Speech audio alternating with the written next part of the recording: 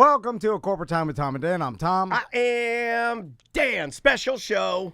Yes. Okay. I gotta use the, I'm not going to do that. I'm not going to embarrass myself with somebody I've worked with before. This all started when, I saw a Facebook memory. You do that? You do the Facebook It memories? just comes up on my timeline, Okay. and it was when we started A Corporate Time. Okay. And it was 9 years ago, and I was like, 9 years. Yeah, it's I'm hard like, to believe where did it go? Yeah. Same imaging all 9 years. And then I'm like, That's how you know we love it. and then I'm like, my God, 9 years. Yeah. So then me and Daniel started talking. We're like, 9 years as the night show on Real Radio. And then we're like, well, Drew did it longer than that. Yeah. Then we started trying to go back and look at like all the different hosts. the nighttime Yeah. hosts. And all the things that they have in common. And it's funny because They're all the most attractive and funniest people. First of all, I'd like to get that off my chest. And then we thought we should go back and talk to everyone that hosted the night show on Real Radio. Even the ones we think don't want to talk to us. And on the show with us right now, Drew Garabo. How you doing, Drew? I'm surprised you couldn't get Mike Wiley. Okay. There's a name for you. Mike Wiley. I knew you were going to forget that one, Daniel. Why would I even remember that? I know. It's it sounds like the guy, it sounds like our cleaning person, you know? Mike Where's Wiley. Mike Wiley? Yep. So it's funny. Mike Wiley. And you started as a music guy, right? Didn't Ed pilfer you from PRK? Yeah. Ed, well, no, I had already started working Real Music Weekends That's when I what it met was. the infamous Okay. Ed Till. All right, so let's talk about that. But Yeah. even with WPRK and Rollins Radio, that's where you kind of cut your teeth in radio, correct? It is, yeah. If I had been smarter, I would have paid a lot more attention to what I liked to do growing up. I just didn't think you could work in radio and like get paid and make a living that way, right? Sure. So it seems impossible. it does, and it is. It Still is seems impossible. impossible. Listening right now, don't do it. It's impossible. I think now it's even more impossible. way, Oh my way more God. impossible. You guys are in the right lane for sure.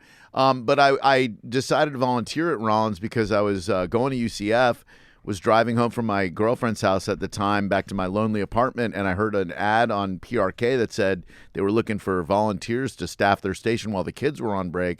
And I listened to their station. I'm like, man, I love the music they play. What the hell? Let's give it a shot. And then they had me come in 91, record my voice on their tape recorder. They gave me a show. And then I'd been doing it for like 2-3 years before Rich Berner heard me. He was the program director for Real Radio at the time.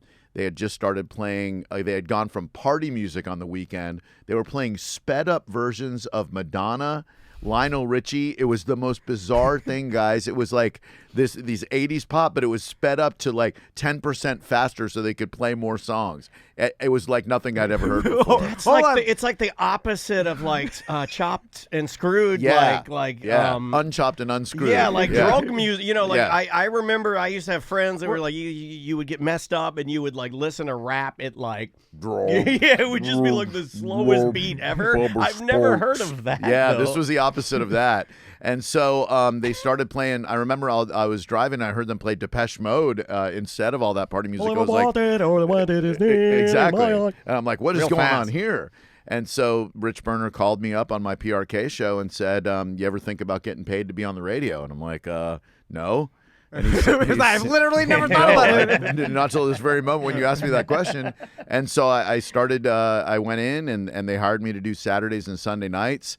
And did that for a while, and that's where the madman Ed Till saw me one day. He was, hey, I'm pulling some music for my show. I think this band Nirvana is the future. This guy Cobain's gonna be around forever. It's such a good ad. And he doesn't say. He does say Nirvana. It's the Nirvana. It's the weirdest pronunciation. Nirvana. I wonder if he still does it when he's down at the Kava House doing. Do you Oh, follow my him? God. I follow him on Instagram. I He does don't. stand up at this Kava. Stop He it. runs a stand up room in like Satellite Beach.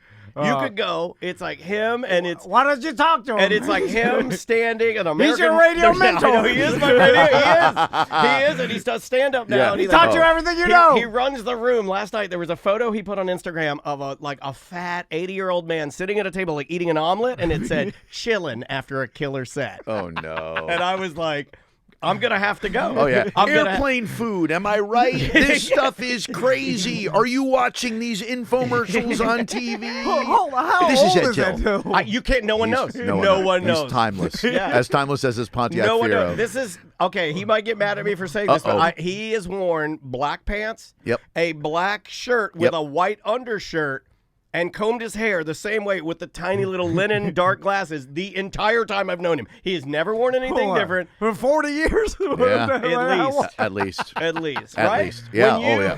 When you, were you producing for him? That was my first full-time radio gig, Did 95. he was all black. All black, white shirt. undershirt. Yeah. Yeah. This is Ed Till. It's so weird that he was doing the Steve Jobs thing way before. Yeah. Way before. So, Drew, when you started doing overnights, because this is also interesting to me because I could never do it, and there's only, I feel like, a certain amount of people that could actually do this, which is the single person radio show by themselves, Yeah. nobody else to talk to, by themselves in the room, by the way, But I think all it night gives long. you. I think it gives you powers. If Yeah, you oh can yeah, do yeah, it. yeah, yeah. It does. The reps of that Yeah. seemingly are. It's like a basketball player. It's like being locking solitary himself- confinement. Yeah. Like, It's Yeah, insane. yeah, yeah. It's like going to jail and working out. It's like you only can get stronger. You know, but there's nothing else to do. So how do you do it? I don't know. I was on the I was lucky enough to be on the Phillips File and learn from my mentor, my idol, my everything on how to do things. And I picked up stuff from him and from probably Ed, unfortunately, that I still try to shed to this day. Nothing against Ed. It's just, you know, he's bombastic. And so they said, you know, push came to shove, full disclosure, didn't really get along with Miss B all that well, and she and Moira were kind of a cabal against me, and there was a bit of an insurrection, and next thing you know, Jim was like, you know, I think you should be the overnight host, and so Bill Cross went on vacation. See you later, guy. And then they just threw me in the deep end of the ocean. They said midnight to 6, Sunday night through Thursday night. Go fill that airspace. No radio training, no nothing, no classes, and you just learn to do it. At first, you're like, okay, oh God, I still have the tape of the very first time I did it, and I'll listen to it from time to time, and my God, Really? it's cringe. Guys, it is so cringe. It's like, Simpsons trivia, call up and stump me on anything from The Simpsons right now. Any video game. And eventually you realize, you know, okay, we got to broadcast as opposed to narrowcast. And man, overnights, it was brutal. That sitting in a room by myself is something I'll still do to this day. My co-host in Tampa has been sick the last couple of days, so it's literally just been me in a room again. I'm like, look where my career's gone. I'm right back where I started, Yeah. except in the afternoon drive as opposed to middle of the night. in a great city. Yeah, you that's know, good. You're Good in point. You're in a nice spot Point with taken. with great blanking sports teams. Jeez Yeah. Oh, Louise. yeah. We're doing okay. Yeah, not bad. But I'm curious, Drew, how do you have a conversation with yourself without any feedback? I know. Because that's where it stumps me. Where Oh, like, I'm certainly better at this just based on the freedom that I have with my imagination that you say you don't have. You have it. You just don't activate it as quickly. Yeah. Like I can become whatever you do this. Yeah. You know, you'll just like you did. A chameleon. You'll just be like, hey, I'm Ed Till, and then he becomes it. Yeah. You'll do it, but it take you a little no, more you, warm. you guys are better than I. No, you gotta warm up. I don't have any of the skill that you you're talking also Not a did it competition, for like, Tom. You did it for like 12 years. saying, I know. He can't take compliments. No, You no. can't tell him he does anything good. No, Right. I couldn't do it. I mean, just like I feel like I need some human interaction Yeah. to tell Well, we me use a when lot of I'm eye going the right contact. way. Like, Yeah. we use, and you and I Same. used to use it. Yep. I'm sure you use it And with I use it with John all Yeah. the time, and I have to. So to do it without that is a challenge. I like to, in my early days, I would take a cardboard cutout of Herb from Burger King, the guy who had never had a Whopper before, and sit it in the corner, and I would do my whole show to Herb. That's not true at all. I just wanted to throw in a Herb from Burger King reference. Thank you. And they're Thank you. bringing the That's- old signs back, and Yeah. I love it. Oh, I me love too. it. Drew, I'm curious. How do you know if you're doing the right thing? I still don't know, Tom. no, but None of us do. No, so overnights. They stick you in overnights, and they're like, "All right, learn how to do it." Right. And then, do you learn from feedback from the listeners? I mean, this is pre-email, right? Yeah. Oh, Like, yeah. This was you like know. early days of Yahoo, and that was the only website. Yeah. So there's no feedback None. except for callers. None. Yeah, that's it. And good or bad, I learned a reliance on callers. I learned an appreciation for callers. And I think very early in the game, I still remember this. I was like, okay, if you're awake right now, it's 3 a.m. If you just want to call, I feel like I'm running up a mountain and I have a backpack full of bricks that's weighing me down. And every call I get takes 1 brick out of the backpack. So if you just want to call and take a brick out of the backpack, that would help me lighten my load, so to speak. Okay. If I can say that on your corporate time here. Oh, So, yes, please. Big load. And so yes, they would lighten a gigantic, huge, splashing load, Yeah. and so it would help me get up that hill. So callers, literally truckers, would just go, "Hey man, just calling to take a break." I'm like, "Thank you so much, Just to help thank you out. you. I guess I'm Yeah. succeeding." And Yeah. so you never want to dictate your success by the amount of callers, because all it takes is 6 people flooding those phone lines, and you feel like you're on fire. But at the same time,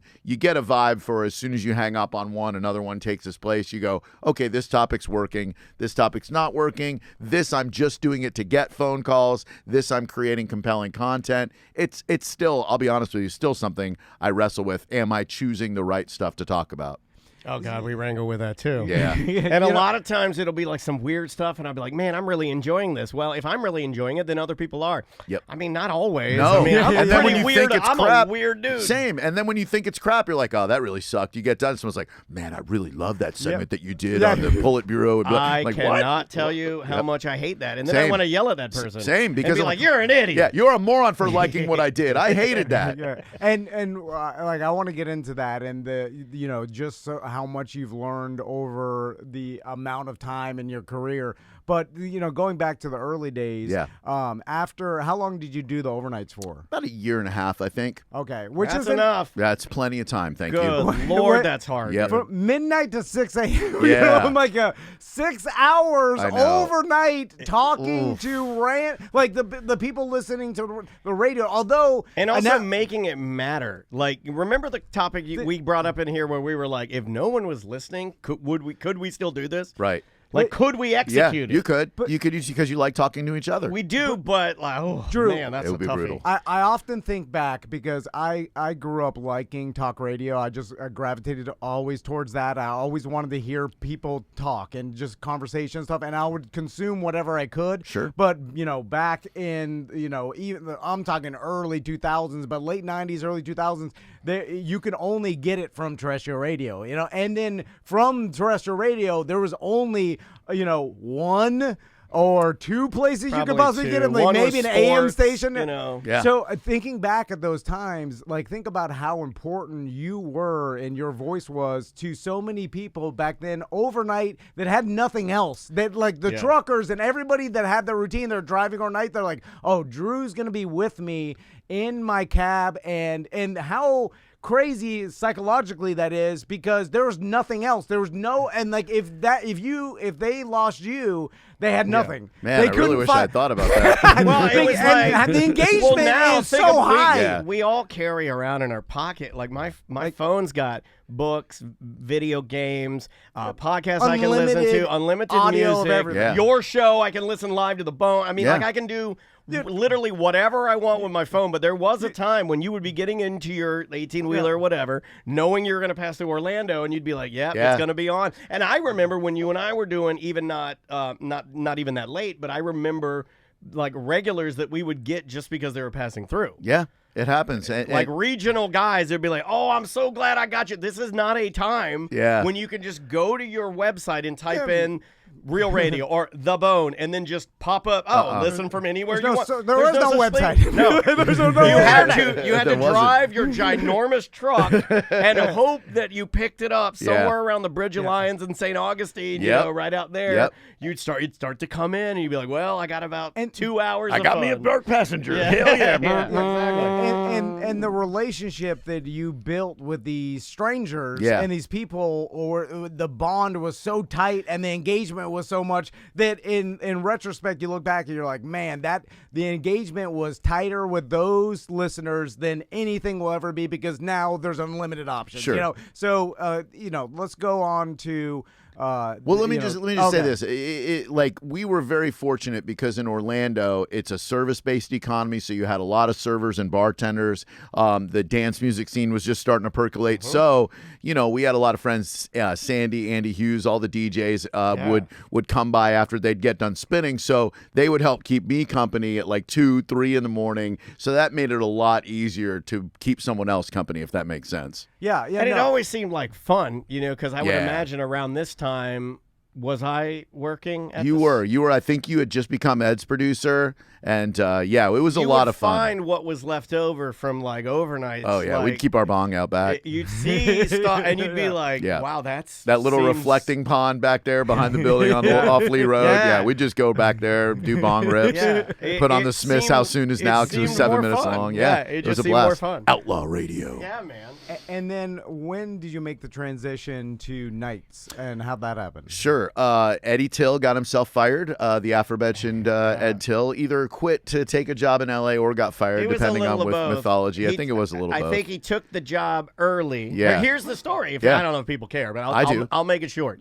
He took the job. They asked me, he's like, "Hey, do you want to go? Hey, do you want to go?" He's doing that. And I'm like, "I don't think so, man. I'm still enrolled at UCF. I'm still doing college. You knew me at this point." I'm like, "Yeah, even more neurotic than I am now, and I'm like, "No way, I can't do that. That's too crazy. I'll stay here and grind it out at UCF or whatever." He takes the job. What had happened, they were taking the spot away from a conservative black talk show host called Larry Elder. Oh, yeah. And Larry Elder got wind that they were going to fire him early. So then he made it, I believe, I could be wrong on this, but he made it like a political, almost like a racial, kind of a like the white man has taken my job. But like I found out that you were going to do this before you even did it. So before the ink was even dry, Ed never got to broadcast on that channel. I forget what it was. I forget the name of the channel that he was going to broadcast on. He never made it on air because they parked him under his contract and paid him. And he never made it on. They parked him and paid him because they screwed up the deal. And somebody blabbed it, and Larry Elder sicked his attorneys on it. And it blew up the whole thing. Oh, wow. But they still had to pay out Ed. So Ed was sitting in L.A., like texting, or not even texting, calling me and telling me I'm going crazy because I can't broadcast. Yeah, like money doesn't really matter to him. To him, it's all about getting behind that microphone. Yeah, that's his really currency. Does. That guy is all about it doesn't matter where he could be standing out here homeless. If he's talking to you, he's winning. Yeah, I feel like that doesn't exist anymore. No. But there used to be a lot of like people getting paid just to we're gonna sit here, don't do anything for anybody else, and we'll pay you to do nothing. I love that. Oh, and man, you would that'd drive be me great. crazy because here I am, a college kid. Barely making it real radio, and then I got this guy who's assumably rich on the other end of the line. Sure. Telling me, how much it's driving him crazy because he's sitting in his fancy high-rise apartment banging models. And, get out of here. So maybe that's why I harbor some anger. It could be. So Ed, that happened, and then they were like, they said, okay, we're going to take this overnight show with you and Mandy. Who was a flight attendant, Daniel. I don't know if you knew that. Yeah, she was. Yep. And we're gonna pick up this kid, Daniel. Yes. He was left behind from the Ed Till show. Would you like to work with him? Like, I've seen him in the halls. He seems like a lovely young man. Yeah. Sure, let's do it. And they thrust the three of us into nights, and magic was made. And I just tried to assist Mandy and Drew. At first, I just tried to assist them and just hit buttons. I had a sound machine. Do you remember my Oh, yeah, dude. I started not even talking. Yeah. A lot of people are probably like, I wish you'd ended that. But like, that's what it feels like. Yeah. I started with a digicart. Yep. And then I believe I got in your good favor because I would listen to all the oh man, I'm getting loose. I'm getting Love it. I would listen to the show, and then I would pull things that were funny, and I made this massive database of drops and little things, and we were kind of the first show on that state. I'm just gonna say it. We were the first show on that station. Yep. To utilize everything the studio had. Voice changing devices, CD players with multiple, like we had a theme song for our theme songs. Oh, yeah. We had, when the show ended, it would start a jazz track and then he'd go, and then we'd go, hey! Everything was big. We had all the drops. I mean, he had his own drops. I had my own drops. Mandy had drops, for Christ's sake. Oh, yeah. wore it Hi, out. Mandy. I'm pretty proud of the fact that we had all of that. Oh yeah, dude. We made our show bigger than that big. That was pretty damn cool. Heck yeah, man. You know, I'm going to use this week to compliment. Whoa! He doesn't do this. He gets in trouble with his wife. To compliment radio and like big media, which I never do. I'm always baggy on them or whatever. But there are things that now I see, being in this business long enough, where there are the advantages, right? And one of them is in terrestrial radio. It seems like the theme is for the company to put people together. They may not necessarily have picked each other, but they kind of, in lack of a better term, force a group of people together to do a show, which I believe is better than, like, if I comparing it to YouTube and nowadays, where like you look at all these YouTube influencers and stuff, and they're all doing it with their friends, right? And the content seems to be less because you not necessarily can provide the best entertainment with your friends, although you want to. And a lot of times putting you together with strangers is a better fit content-wise than you doing a show with your friends. Sure, because you strive for those uncomfortable moments, and when you're surrounding yourself with friends, they know how to provoke you and how to get the most out of you. But it's when you have to make it work with other people, and they don't know your nuances and they don't know your sensitivities, that they kind of push you along that road, and you learn about them, you learn about yourself, and that was magical. I didn't know anything about Daniel when he joined the show. I knew a little bit about Mandy because, like an idiot, I started dating her, but that's a long story. I mean, we all sorry for everything that happened there, except for this guy. Good Lord. Apparently, when you have a long radio career, you always do that, and it always goes poorly. Such a moron. I've done it as well. Not so good. Yeah, I think I could do it. I think if I divorced my wife family. and then Sam divorced her husband, I think me and Sam could date. It'd be perfectly fine. There would be no problem. The look of shock on Daniel's face. She's not even here. I have to cut that out now. She'll be horrified. I laugh at just thinking that I'm the only person that could do it. Look, in every other scenario, it's for me. It's horrible to date someone you're working with, and it never works out. Never works out. But I like believing I could do it. Anyway, so then, and that was the beginning of the night show at 7. Yeah, that was we did 7 to midnight to start off. So I went from 6 hours to 5, which was just great. Only 5 hours of talking, and then eventually they were like, "That's a little much too. Let's give you 7 to 11." And we did 7 to 11 for a really long time, and it was myself, Mandy, and Daniel. And then, then Mandy stormed off in a smoky huff. And we blew it all up. We did. Oh my God, we did. And then it was just Daniel and I unleashed and unchained. That was a real reckless time. That was bad. so reckless. I listened to those tapes and go, we definitely got away with just short of murder. It was like double Jeselnik's, like just going nuts. I mean, it was not no filter. No, we did. There are things I hear and I'm oh man. Well, you know what? Send your eyebrows. I compare like night shows, radio night shows, more to podcasts, than any other like mainstream media, right? Yep. Just because I feel like the night show was always given a little more leeway. Because you're at night, and then it's like, okay, a lot of people don't know push the boundaries. I'm gonna say it, and Drew knows it, even though I believe you hit a record of ratings at Real Radio that will never. I mean, it's like a Beatles style record of like, I forget what your. I think it was like a 20 share at some point in time. Yeah, it was like a 20 share. One in every 5 radios were listening. Which is to not us. a thing. It'll never happen. In fact, we should try to find that for you and print it out on metal and frame it, because it's just really cool to be able to say that. It was cool. But like, I think I missed my point even bringing that up. Well, also the engagement at night seems higher. Well, it didn't matter as much as what I was going to say. Right. The company doesn't make as much money. So you don't matter as much. It's a double-edged sword. You're right. You get all that creative freedom. You don't feel the pressure to run these topics that the daytime guys did, but all you can focus on is you're getting the booty end of the stick all the time. Oh, I feel so left out. I don't get to do any of the cool stuff. We don't get any of the endorsements. They don't sell my show. You don't look at the positives of, my God, there's no pressure. They leave me alone. They let me create. Being left alone is it's everything. huge. And I'll say it too, because I like that this is like just being honest about that that time. I was a baby about it. You Me were too. We my were God. babies about. We're like, Spoiled why aren't babies. we getting any prizes? How come It's like, everybody else gets the good stuff? you're on in the middle of the night, MFer. Like, of You're course two dudes in your 20s. I think I was maybe barely in my 30s, but I don't think I was No, yet. you weren't in your 30s. No, we were in our 20s. We had everything, yet we're like, why can't we have more? Yeah, no, I mean, but Give us the tickets to give away.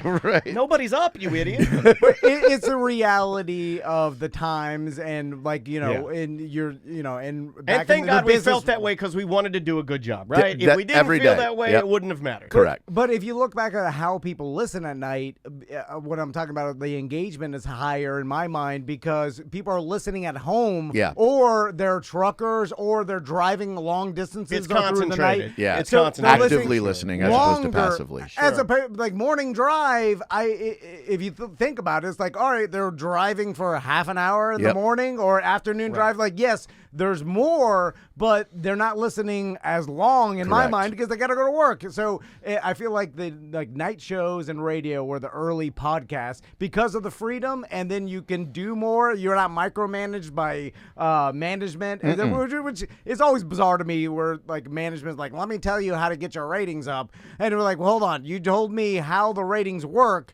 How is this going to help the ratings if the person listening to the people meter or whatever the hell is, they're not going to hear. Bible Well, they're not going to hear my changes because they're listening to the show they listen to. I don't understand how me changing dude, it. and are we, and not to get too in the thick of it with ratings, but like, are we targeting a mass audience or are we micro focusing on this one person who happens to be participating in a survey? You know what I mean? Yeah, Like, exactly.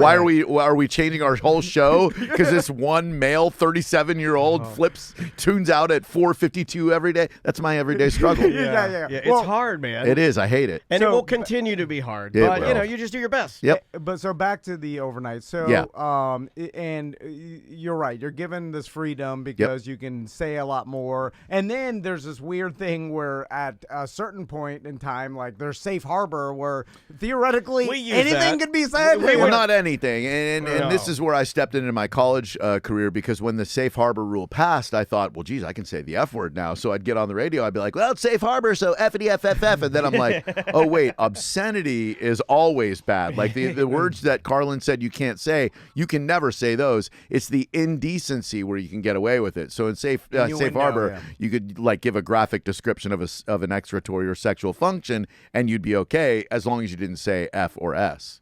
And quick tangent. That's a very accurate and simple way. Thank you for doing Dude, that. I appreciate that. My pleasure. Drew, We've needed to know that Yeah, for I'm about 27 years. I should have come on this a lot earlier. well, the tangent real quick. Does the FCC still exist? We don't think it does. We are I go convinced back- that it doesn't. So's John, my co-host, and I keep telling him you don't know they exist until they exist. Right. So You're let's right. not say the T word for boobs. Right. No, you're right. Though You're I wish right. I could. Yeah. I just They haven't found anybody in a really long time. I salute you, John. I am on your team. I agree with you. I'm like, they're off the phones now. Yeah. I don't think they're paying attention to terrestrial radio. I don't Yeah. think how do they even know what's on the internet, what's on the radio? I think it's impossible. Right.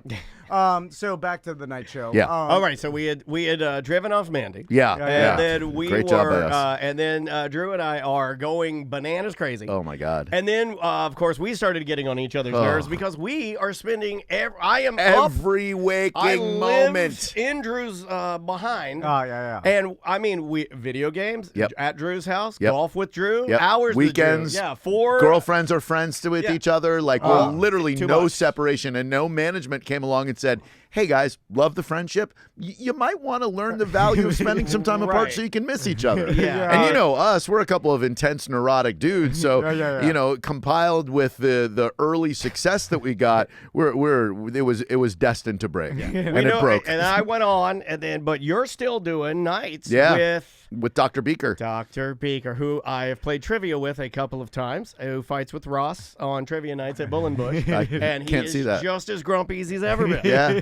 Does he still drive a LeBaron, a convertible LeBaron? You know, I don't know. I don't know. Too grumpy to even see his car. I haven't talked to Jeff in a while. Yeah, he's exactly the same. Yeah. Funny dude, man. Yeah, so he came along, and then Tuds helped us out, and then the most amazing person to this day that I think I've ever met, Melanie, who was too good for radio, too good of a person for radio, too magical. And married to B-Dog now and living in the Pacific Northwest. Hell yeah. I forgot about that. That was like a love story at the station. Yeah, the most successful love story at the station, probably. For sure. Was that around 2000? Because that's when I started listening to you, Drew. Yeah. But when I moved up to Orlando to go to UCF, because in Miami I was listening to Howard Stern or whatever I could talk radio-wise. And then when I moved up to Orlando, all of a sudden I landed on your Drew show. And then I was like, oh, cool, just talk radio. I didn't even know Real Radio and the other. Then I realized it was all talk. Man. But because I was going to college, I was listening. I woke up at 2 p.m. or whatever, so I would listen every night. And that was kind of my introduction into Real Radio to begin with, was Drew's show. But I think it was Mandy and who was the other person? Daniel? No. I'm right here. This would be I'm on your show now. If it helps, I'm on your show. There was another guy. Who was that? There was Dr. Beaker. Yeah. And then after Dr. Beaker, Tuds, I think. Tuds? Was it Tuds? Maybe it was. Man, I'm having a hard time. Cuzzy Cuz was on the show for a little bit. Cousin Scott. Are you talking about after me? Maybe it was Doc. Would you call him Doc? Doc. Yeah. Doc. Okay, so that was the incarnation that I was listening to at the time. Yeah. And with doing nights in radio, because you said there's the quintessential, the corporation's not paying attention to me. We're an afterthought. Yeah. We're not getting all the attention. Until your boss calls the hotline. That is the... They always seem to be listening at the most inopportune times. Do you know I still remember what that feels like? Because yeah. I have such that gut connection to my anxiety that I could literally think about Campmeyer calling the back line and make myself throw up right now. That's how triggered I am. Never good. Like, it's not. We'd think we got away with something, and then you go to break and you see the hotline ring, and like, well, that's not Bob Barker calling. And you know what it was. You know what it was. And oh, God. Hey, Bob. Sorry. What's the biggest trouble you got into at that time? Man. Like, did you ever go into almost them threatening to fire There's probably you? stuff we can't talk about. Yeah. And then back then, was there because I remember, speaking of Chris Campmeyer, I remember him yelling at me one time that the only way you get paid in radio is to constantly go shop yourself out when your contract's up, and then you gotta have leverage. Make them counter. I'm still the worst at that the part. offer. I bend over and take it every time. That seems like a reasonable offer. Yes, I'll sign. I remember that's the way you want the people to. Why are you telling me this, by the way? He's like, okay, thank you. Can't you just pay the people what they deserve? That's not my job. My job is to save this company money. Now I like that mentality. But So what's the worst trouble I got in? Yeah. So probably when Daniel left, I got that one of those come to Jesus hey, you need to be a better manager of people. I'm like, well, am I supposed to figure that on my own? I'm barely 30 years old. I don't know anything about managing my own life, let alone somebody else. We had no idea what we were doing. And not to sit here and be like, well, that's no.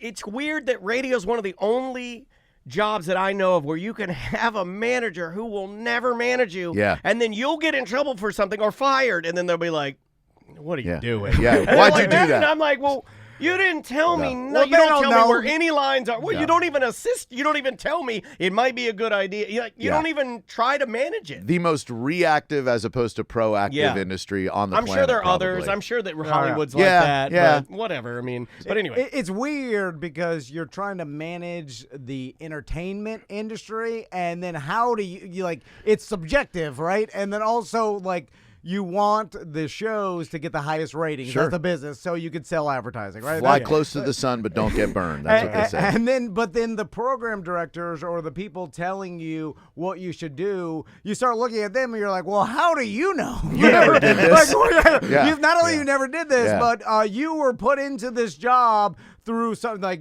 maybe you were the sales manager or whatever the hell you got in the job. That happens a lot. And then it's like, what experience do you even have doing this? Like, it's not like you went to school for this. There's no school for this. And then it's all different no matter what station you're at. It's a crazy industry. When they're yelling at you about that, did they give you any or this will happen? Oh yeah, it was like you straighten up and fly right, or you don't get a new contract. My favorite getting in trouble with Daniel's story though was we had a record store that advertised on the show, DIY Records. I remember this one. And it was on Mills, and they sold a lot of punk rock and some oi music.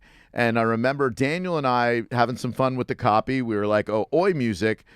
And then we were like, "Is that skinhead music?" And then the guy who owned the record store sends an angry fax because that's what you did at the time. We had a fax machine. 6474139 was the number. We had I can't believe you remember that. We had a fax machine that would pump out the worst things you've ever said, like worst phrases, the N-word, death threats. It would be like if I said something, a sheet of paper come out. He's like, "I'm in the parking lot, going to kill you." I sent this fax from my car. Yes, a death threat. A death fax. Oh, we had a death fax, and then people would send this. Like women would photocopy their boobs and then faxes their boobies, their vaginas, early enlisting sexting. Everything. Oh yeah, and so we had some fun with the guy. We're like, "Oi music, is that skinhead music?" And then the guy faxed us and said, "Actually, there are some black members of oi band." So then Daniel and I are like, "Well, what if Bill Cosby was in an oi band?" And we're like, "Oh, white power!" We were making jokes, and it just that balloon from there. That was Carol Deadman gave us a stern talkie too. And then and then they started printing Drew Sucks bumper stickers, and that was great. It was bad. Drew, at that time, did you have any other person or show to look at as some sort of way to progress your career? What was the plan? It seems to me that the night show was waiting till there's an opening in some day part, afternoon drive or morning show. That's the promotion. Sure. So was that the plan back then, or just do the funniest show I can? I think for the most part it was do the funny show, don't worry about the future. But then, at night when you're there for 8 years, 9 years, and you start to get a little sick of not feeling like you're included, you're like, okay, well, I got to be part of one of the morning, midday, or afternoon shows. Jim Phillips was always the guy I looked at from a show perspective, from a man perspective, and still is, at what I tried to emulate. I was a listener of his way before I even thought about working in radio. So he was a guy I could always look at and go to, because if he didn't have my back, they would have let me go a long, probably when Daniel left the show, they probably would have gotten rid of me and brought in a less pain in the ass guy. But Jim stuck his neck out for me so many freaking times. I mean, so many times. It's interesting because you say less pain in the ass, but it seems like the most successful people in radio are pains in the ass. Mm-hmm. Yeah. So I'd agree with that. It's kind of confusing. It makes you wonder sometimes if you should have been more of a pain in the ass. Right. Yeah. Or a different kind of pain in the ass. Or pick your pain-assery better. Yeah. Instead of being a hemorrhoid, maybe be an abrasion. Or a fissure. But we're also, everybody in the radio industry is sitting back and watching Howard Stern and his movie and constantly fighting with management all times. That was his whole thing. And then getting on late night shows and yelling at his program director. Or doing bringing out porn stars to make out on shows and shutting down the set. And then you're like, well, this is the most successful person in radio history. Sure. And then you got management be like, don't be a pain in the ass. You're like, well, hold on. But that's a roadmap to success. But there is only one Howard Stern, and only he could have gotten away with what he got away with.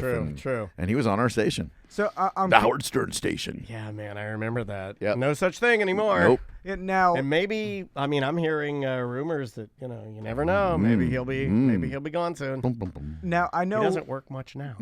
We talked about this on Chatting with the Masters with Drew a while back now. I mean, it's crazy how much time flies, but they let you go at Real Radio, which is being fired from radio is also a bizarro thing that I don't think other people can relate to because it's very odd. They kind of want to just brush you under the rug like you didn't exist and then move on. Yeah. And it's weird. In any other industry, I feel like someone gets fired, they're allowed to talk about it. Like, oh yeah, Joe got fired or whatever. Like, but then it's like in radio, it's like, don't talk about it. He never existed. And there was a time pre-social media where they could get away with no one knowing where you went. And so when you think about it from their perspective, it's pretty cool. No, like, it makes I sense. wish that we had the ability to make anybody that ever worked with this show that left cease to exist. If I had that ability, I'd be like, You know, and they could do it. Yeah. There used to be a time where it was possible. Oh, yeah. Once you didn't have the voice on radio, then it was like no one knew, and no one could ever find out. Right. And poor Chris Michaels. You're working at a car wash. No one ever knows you worked in radio. They never know. Oh, no. They'll never know. Chris and then Michaels. you die lonely in a trailer. Sad. So I don't know if that's true. I just made Probably. that up. So and during that time, I know that you did a morning show at 105. 105.9. And then there was a time period where you weren't working in radio, working with the Magic. Yeah. And I'm curious to like what you thought at that time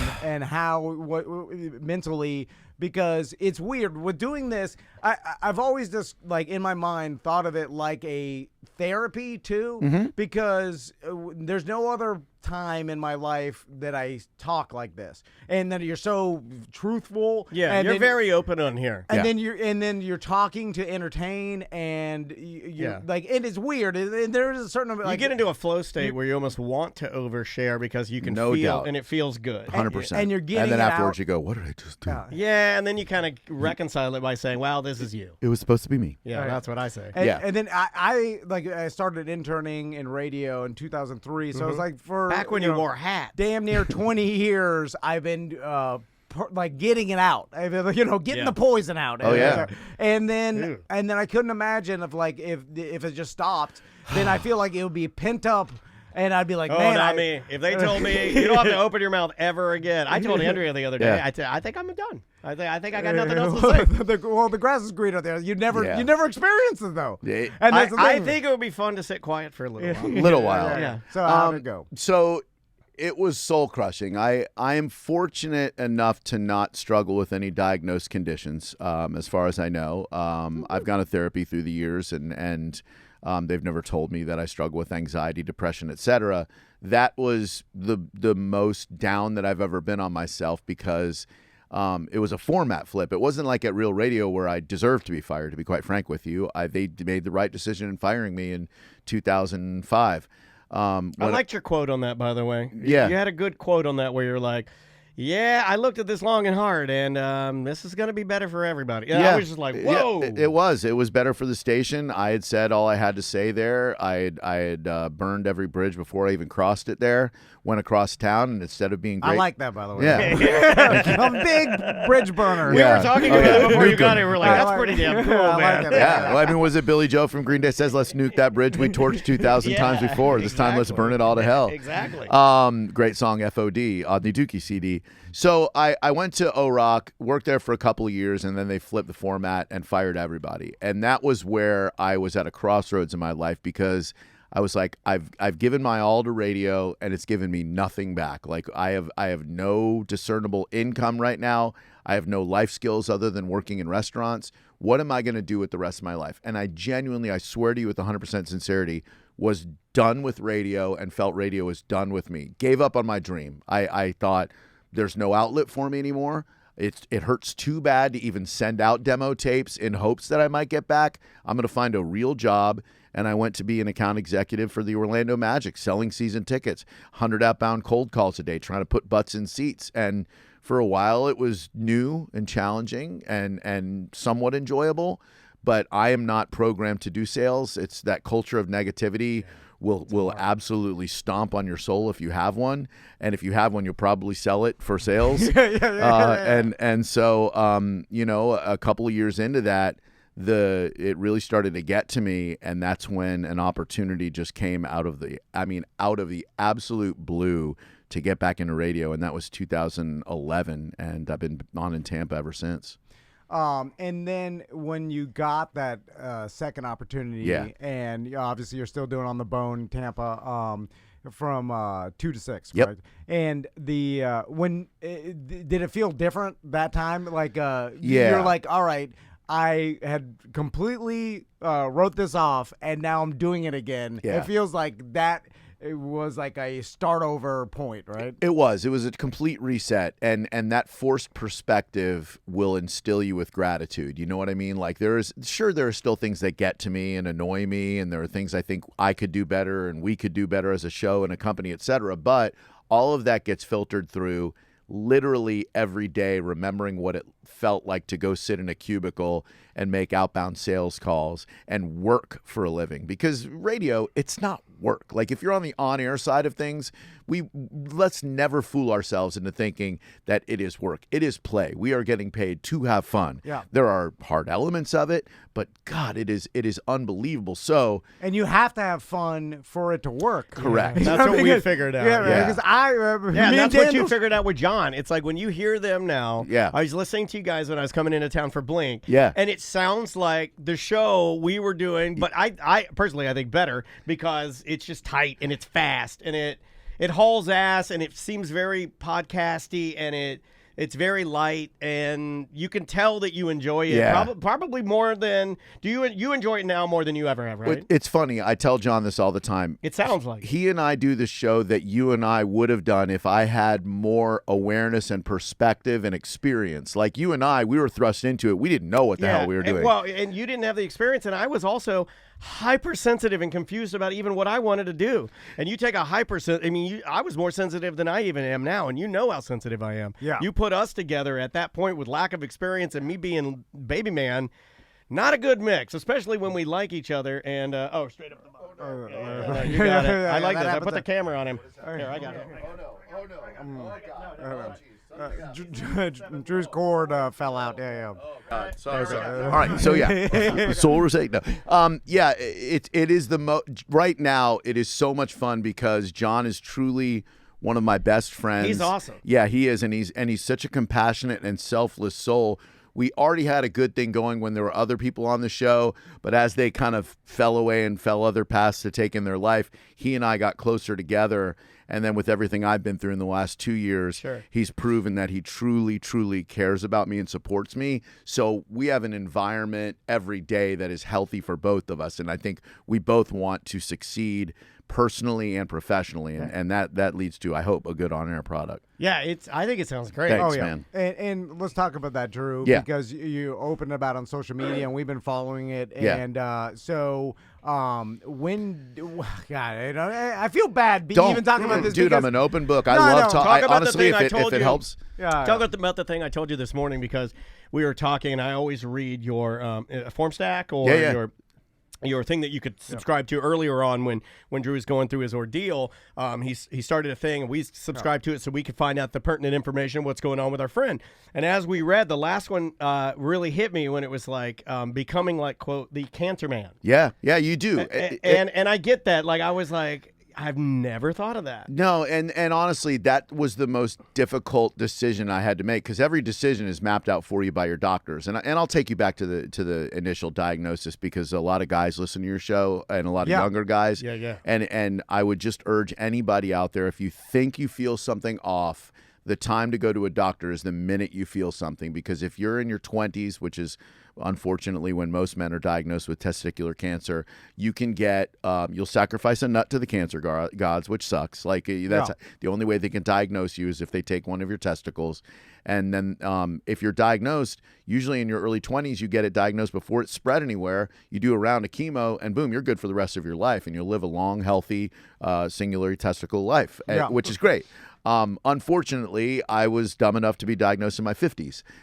Who knows how long it had been in there. I felt like something was kind of off for a while, but waited for it to go away, and it didn't go away. So finally I go see a urologist, and he's like, let me juggle these things. Yeah, no, we're going to have to get an ultrasound.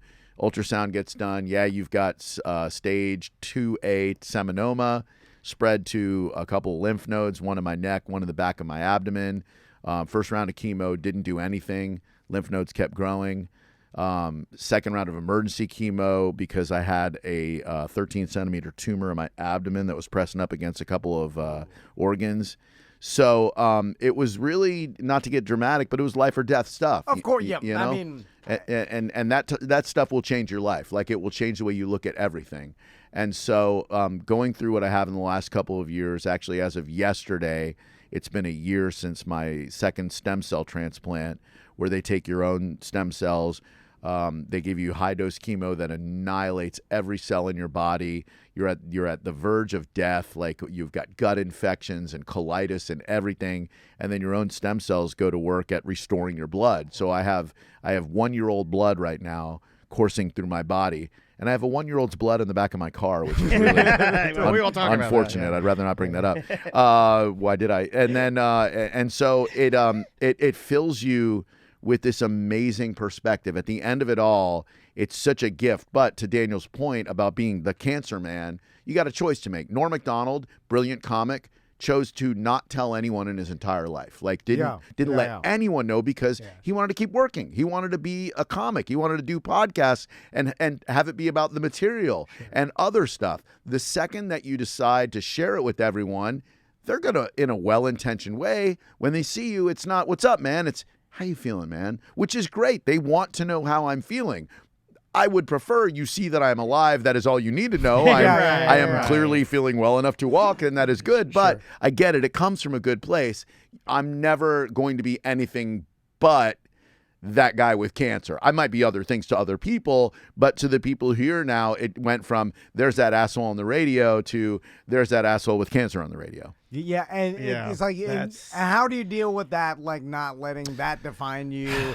Because also there is... Because there's a good component to that. A great component. In the idea that I know for a fact there are guys that have listened to you that I'm sure have checked and found something abnormal. And that's awesome. Yeah. That is awesome. But it's not always awesome for you. It's not. And for the brief moment in a day when you can forget, like you're out on the golf course or something, and you forget for a second that you have cancer, that's when you'll run into, like, the, a groundskeeper or whatever. He's like, "Drew, oh my God, how are you feeling, man?" And you're like, "How am I feeling? What do you mean I'm feeling great? Oh my God, I have cancer." I went from 1 minute staring at a cart girl's ass. And now you're telling me about the thing I know I have. Yeah. So it's a small price to pay, like, for the perspective I have and for the opportunity to hopefully help other people see how fragile life is and how we can appreciate every moment. Dude, every morning when I wake up, I am just so happy to be alive. Like, I open my eyes and I go, and I don't know what God is. To me, God is the universe and its energy and all that. No one ever really dies, as Pharrell told us back in the day. I like that. But I just thank whatever put me here, whatever put all of us here, and whatever's keeping me here, because I get to experience this new day, And that's what is amazing to me about human psychology, and I think that's what's important. Like that reset. But that also you've shared your story with everybody and you've been open about it, because it does show people that are not dealing with that your life's not over with that diagnosis. No. And it's important for us to see your strength. And to gather our own, you know what I mean? Like, that's what I do it for, man. It's weird though. It's a mind F. It is. And also another mind F is some people will never be grateful their whole lives and die ungrateful, and then die an old man ungrateful. So and I've heard people speak about this, and I'm curious where, like, the people especially, they get really into, and I want to talk to you about gratitude, because I read your social media all the time. You're a really good writer. Thank you. And I just subscribe to it. Can people still subscribe? Substack.com/Drew Garabo. Yeah, it's a good read, man. Like, it'll set the tone for your day. I try to read it in the mornings when they come out, and I go through, and sometimes I'll message you and be like, "Oh, that was a good one." Thanks, buddy. I love those. And I really do believe in the science of you can hack. Our brains are stupid, and you could trick them into being happy, right? And through things like gratitude. And I've listened to people and read stuff about people that are like have really practiced this, and they are like, you have to be grateful even about the horrible things in your life. And I'm like, that's hard. How do you do that? And people are like, I'm grateful that this happened. That's horrible. The worst thing that happened in my life. I'm grateful that it happened because I'm here now. It is part of it. I had no control over it. And then it's like, that is a hard thing for me to wrap my mind around. But I am starting to understand, like, man, this shows you a perspective that you never would have gotten, and then maybe you live the rest of your life with such a gratitude that other people don't ever experienced. Like, and that's a weird thing for me you've to elevated. You've elevated your own life. Like he's like you're not here. She's an idiot. This is why I'm never going to be able to ascend to this. Is because I'm so stupid. I can't even remember when the guest is in the room. But like it's. Yeah, you're hacking your own life. Yeah. You're almost giving your own life a shot it's of a superpower. like. I wish I get cancer. Oh my God, dude! You can leave. Little too much. Leave if you would like. A little too much. We'll But cut that out. but honestly, like for everything that it has taken from me, and it's taken some physical things away. I have what's called neuropathy in my feet, which means 24/7. My feet are like on pins and needles, yet numb, yet burning at the same time. I can't wear socks. Suffered probably a good 25-30% hearing loss because of the platinum-based chemotherapy, and I have constant ringing in my ears through tinnitus. But with those negative things, everything else about it has been a gift because I truly have gained perspective. And what you said about not being able to see the gift in the most difficult things, there's probably no way you're going to be able to see them at the time. When you're in a fight with your partner and you're headed for a divorce and you see it as the worst thing ever, you step back a year from then, 2 years from them and go, man, I needed to go through that so that I could get to this next step in my life. It's an evolution. It's not all going to be sunshine and peppermints. There's going to be dog crap and you're going to step in it, but you wipe it off your shoe or you buy a new pair of shoes and you go, damn, I never would have gotten this dope pair of kicks, if the kids still say that, had I not stepped on that dog feces, you know? And so it is an absolute gift. Unfortunately, it's a gift that can also kill you. Yeah. Well, just like a bazooka from your parents. We're super glad that did happen. Now, back to the radio side of things. The important stuff. When you were going through the treatment and everything, did you think in the back of your mind, like, man, I got the second, everything is going great, your ratings are good, like, everything's going well, and now you're dealing with this? Did you think like, oh, this could now, they're gonna let me go? This corporate radio, like, I mean, it would be. I can't imagine that anybody wouldn't think that. Yeah, right? I mean, sure, and it did present its struggles. They were really good with my time off. I got medical leave. They were great. Well, John was great about making sure the show was taken care of, and that's when he had already proven himself to me, but he really put a lot of it on his back, went out of his way to play old clips of the show just so my voice would be on the show with my name on it so people wouldn't forget about me. The company set me up with little Comrex at home. Nice. So when I was going through treatment, I could still be on the show when I was clear-headed enough, and so they were really good about it. I never had to worry once about my job, which is awesome. That took a lot off my plate. Like, it really did. Well, it made it easier that COVID was happening. We already had the Comrex in our home from COVID. That is true. And I got COVID right before I was diagnosed, like literally a couple of months before I was diagnosed. I had COVID. Really? And then I got it again right when I was no longer immunocompromised, so I couldn't have gotten it at a better time and bounced right back. Ooh, man. Yeah, man. So now, like, I'm curious, Drew, where if you look back and even to the current state and like you doing your show, and like what do you think about it? Like, what do you think your show is? How do you think your listeners interact with you?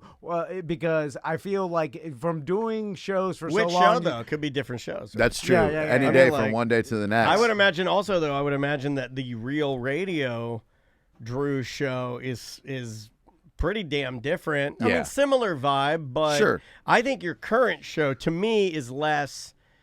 I'll do the shows with me on them because I don't want to comment on the other ones, but like because I don't want to hurt anybody's feelings. Sensitive people. No, but on the ones we were on, they were pretty edgy and pretty negative. Extremely negative. Like real like our comedy came from a dark place. Yeah, let's hurt some people. Yeah, slap them around real good. And we did a great job of it. But now I want to be more of a positive presence, without being fake about it. But I think I can use my experiences. And it confuses people sometimes because as soon as something negative comes out of my mouth or I start to go at it with a caller, like, "Ooh, back to the old asshole Drew." I've noticed that. They do that on Twitter all the time because the Tampa guys come for him. Yeah, they do. He says one thing positive and people are like, "Oh, hey, Tony Robbins is here." So I think we want to be a show that people can listen to realize that nothing is as extreme as it needs to be. Like we don't have to be on this side or that side, and we don't have to hate each other. Like we just want to present our honest opinions. I lean left socially. My co-host John leans right socially, and that's good. He can have an opinion that's like, I think Bud Light stepped in it, and I can go, well, it was a bit short-sighted, but if you gave up on that beer, maybe you didn't love that beer so much in the first place, and it's not going to turn you into a trans-American. You know what I mean? And so I think we want to be a place I didn't know that. where people can come and listen and maybe learn a little bit, but just have a good time and have a laugh and enjoy life. And that's a big That's what difference. I meant earlier when I said I like your show better now than even when I was on it. It's got a better vibe. Yeah, but we wanted to make people uncomfortable. Like our goal, Daniel and I, we're like, we want people to cringe. We want them to drive off the road and go, holy crap, did those idiots just say that on the radio? We were a disruptive show. Like we wanted to be the show that all the other shows on Real Radio would listen to and be like, these guys, they're wasting the airtime. It's kind of like what you and I are doing now. Yeah, no, I know. See, Drew grew up. I'm literally doing the same. I did a song this morning just screaming into the microphone about how we have new shirts and hats. And then I cursed all over it. And then I sent it to our video editor and said, make that funny. I played Serial Lover on the show a couple of weeks ago. ago. No. Really? I'm so sorry. I'm so I sorry. thought things with you and I were good. What do your listeners say? They're like, what is this? Turn this crap off. Drew, we'll end with Yeah, this. because we got to get him. He's got to prep. He's got to talk his what voice the out hell? and then send him back to his real job. What's up, Tampa? Sorry, I Exactly. can't talk. I was talking to Tommy Tan all morning. Smokes and jokes. And again, you can listen to Drew Garabo 102.5 in Tampa on The Bone. And we urge you to, and you can listen online too. TheBoneOnline.com. Yeah, man. Download our app. Which is funny because we get this. We're like, I miss you on the radio, even though this is broadcast on radio. We're like, well, we're on the air. We're still doing shows. Like, I miss you. People from Orlando, they're like, I miss you on the radio. I'm like, there's this thing called the internet. Right? Sometimes it comes just up the road. Sometimes they get mad, so they'll write me and be like, I miss you on the radio. I'll write back and say, we're on the internet. And they'll write back, I know that. Oh. But I don't even know what that means. Yeah. What does that mean? Like, I know, but I just don't care? Yeah. I don't. Did you think I was saying we're on the internet? Like, I think they thought I was putting that inflection on it. I'm just curious, Drew, if you think about this like I do, and you've been doing it way longer than I have, but I started with this mentality of like, who knows who's listening? Like, I'm broadcasting to a bunch of these strangers. Now and I stuff. know nobody is. And then from interacting with your listeners long enough where it's like, okay, well, now I know who I'm talking to, and I'm talking to our listeners. Yeah. And I'm not talking to a bunch of strangers. I'm talking to people that have listened to me talk for a long time. They already know me. Talk to them like your friends because they are your friends. Right. It's not just you're talking to some like stranger audience you got up there for the first time. Like, who's this? Like, no. I mean, maybe there's a tiny percentage of that, but the vast majority are people that already know you. Yeah. And that's what changed for me over time, and then it got me comfortable because, like, they already know me. Yeah. And do you think like that too? No, it's still just truckers with tweakers from town. I'm sorry, it's just still truckers taking bricks from my backpack in the middle of the night. I can't figure it out, man. Take a brick. That's it. I knew you were going to get me. That's why I like it. I knew he was too. That's why you're always be better. Waiting. I was like, is he really going to do this? Like, it's happening. Yeah, I'll never be as good. So you can't talk to yourself. I hear him try sometimes in the bathroom. Hi, Tom. Hi, welcome to the Tom Show. I'm not joking. I couldn't even get through it. You think like, you can get through it. You've been doing it long enough. We should try it one time. Definitely. We should give you just 20 minutes, just one segment. Yep. No, it'll go real bad. I'll start making fun of myself. Then I'll start talking about how stupid this is. And then he'll go too far. But in that space, that is where I'll the start beauty lies. Screaming the C Like, word. I don't think you've seen a guy burn it down until you've seen him burn it down I can't because he's so even keeled that when he does it, it's a falling down scenario where he just gets out of the car, he starts walking for the Army Navy store, and he's going to kill everybody in his path. Hell yeah. Drew, thanks so much. Thank you, guys. We This was love great. you, Thank and you. give John some love. I will. He And, loves you guys too. Let's do this more often with John. Anytime. What are we going to do? I'll bring him over. I'll bring him over. Let's do a weekend. No, we owe you. We'll get our equipment and we'll meet them in Tampa. Yeah. Buzz over there. Hell yeah. I'll have my car drive us over, or we can all get in the Tesla and just have it drive us around Tampa. Love it. I haven't been to a Tampa strip club. Oh, well, you ain't live. We got connections. You did not age out. Trust me. Two never wants me do that, and you're gonna do that. Hey, yeah, and I'm gonna use. I've been trying to get to a strip club for forever because again, I'm stunted. Yeah. I'm still the guy that you knew back at Club Wana. And I'll tell my wife, I'm like, we're going to the strip club, but we're going with Drew. He's gonna cancel. I'm sorry. Sorry, he really want. He asked us. He asked us to go. All right, we Thanks, will fellas. see you tomorrow. Bye. Welcome to A Corporate Time with Tom and Dan. I'm Tom. I am Dan. Samantha, our producer's here. Hello, Sam. Hello. All right, let's not waste any time because this is very, very cool. Yeah, to continue our series of shows at night on Real Radio, we have El Jefe from the Hideout. Well, that's not his name. Yeah. Well, show the man some respect. How you doing, Alex? Hey, you can call me whatever you want, truthfully. Really good to Hefe, see you. Alex, good to see you guys. Yeah. People know him as Disorienting, Hefe. so looking Yeah. at myself. Yeah, You are the #1 show that is probably mentioned the most to me about nights and still has a lasting impression. Yeah. Like in Orlando, there are still ripples from when you guys landed here. We're still feeling the after effects. So Jefe. So like COVID. So it's kind of like COVID. Yeah. where It was It's just so like many that. years back. Yeah, it's And, the long form. Yeah, it's the long form Long-form hideout. COVID. Yeah. So, Jefe, give us like a kind of, because obviously we know of the Hideout when you guys were in Orlando, but how did the Hideout even start? Because I'm not even familiar with the backstory of the Hideout. Oh gosh, I'm not gonna lie to you. So I was, at a rock radio station in Lansing, Michigan, and we got fired for doing stuff that we should have been fired for, quite frankly. Oh, what was it? and I- Do you remember? I love a good Yeah. getting fired for radio shenanigans story. Oh gosh.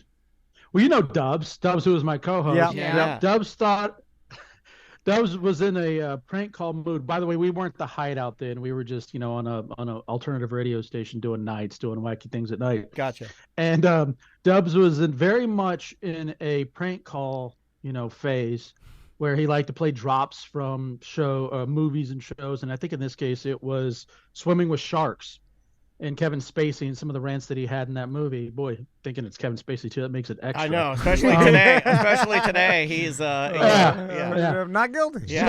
he's fine. So Dubs couldn't get anybody to stay on the line. He's like, who won't hang up on you? A suicide hotline. Oh, Dubs.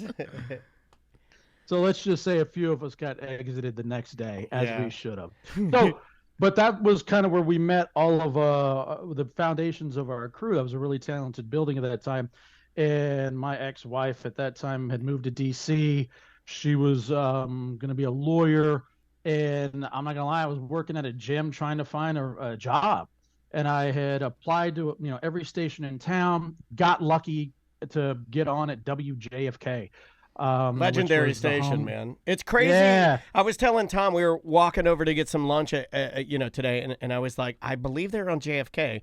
And I think, as far as I go as like a talk guy, and Tom is a talk guy, I didn't think there was much bigger than JFK. Real Radio, obviously another big talker station, but JFK, to give our audience a little bit of a story on that. What was JFK to you and in that incarnation? To me, it was kind of the gold standard. The only other one probably back in the day, there were 3 powerhouses, and Real Radio was one of them. And it was WJFK in D.C. and WNEW in New York. And so those were kind of the FM talk, guy talk stations before the format, went nationwide, et cetera. But I just was trying to get on as a weekend board op. And I'm just, you get lucky because I'm there as a weekend board op and I'm get to know the program director. And I'm like, he was like, you're on the air? And I'm like, yeah, I'd actually done mornings and Lansing and nights, and told him the story of getting fired. And he was like, you want to do a show? And I'm like, yeah. And so we did we did a demo show. It was just us. It was an hour off air and recorded a demo. And then so, it was all right for weekends, overnights, whatever, back when that still existed. Right. And so we did the demo and I gave it to him and I hadn't heard anything for a couple of days. I was like, all right, well, whatever. It is what it is. And so he was like, okay, so hey, what are y'all going to do this weekend on the air? And I was like, what? So long story short, we get on the air. We start doing our shenanigans on the weekend.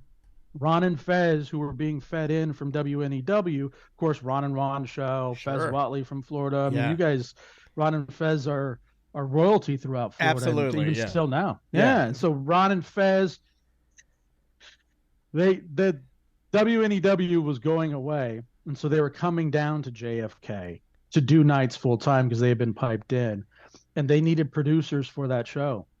And Dubs and I were the two knuckleheads who were there.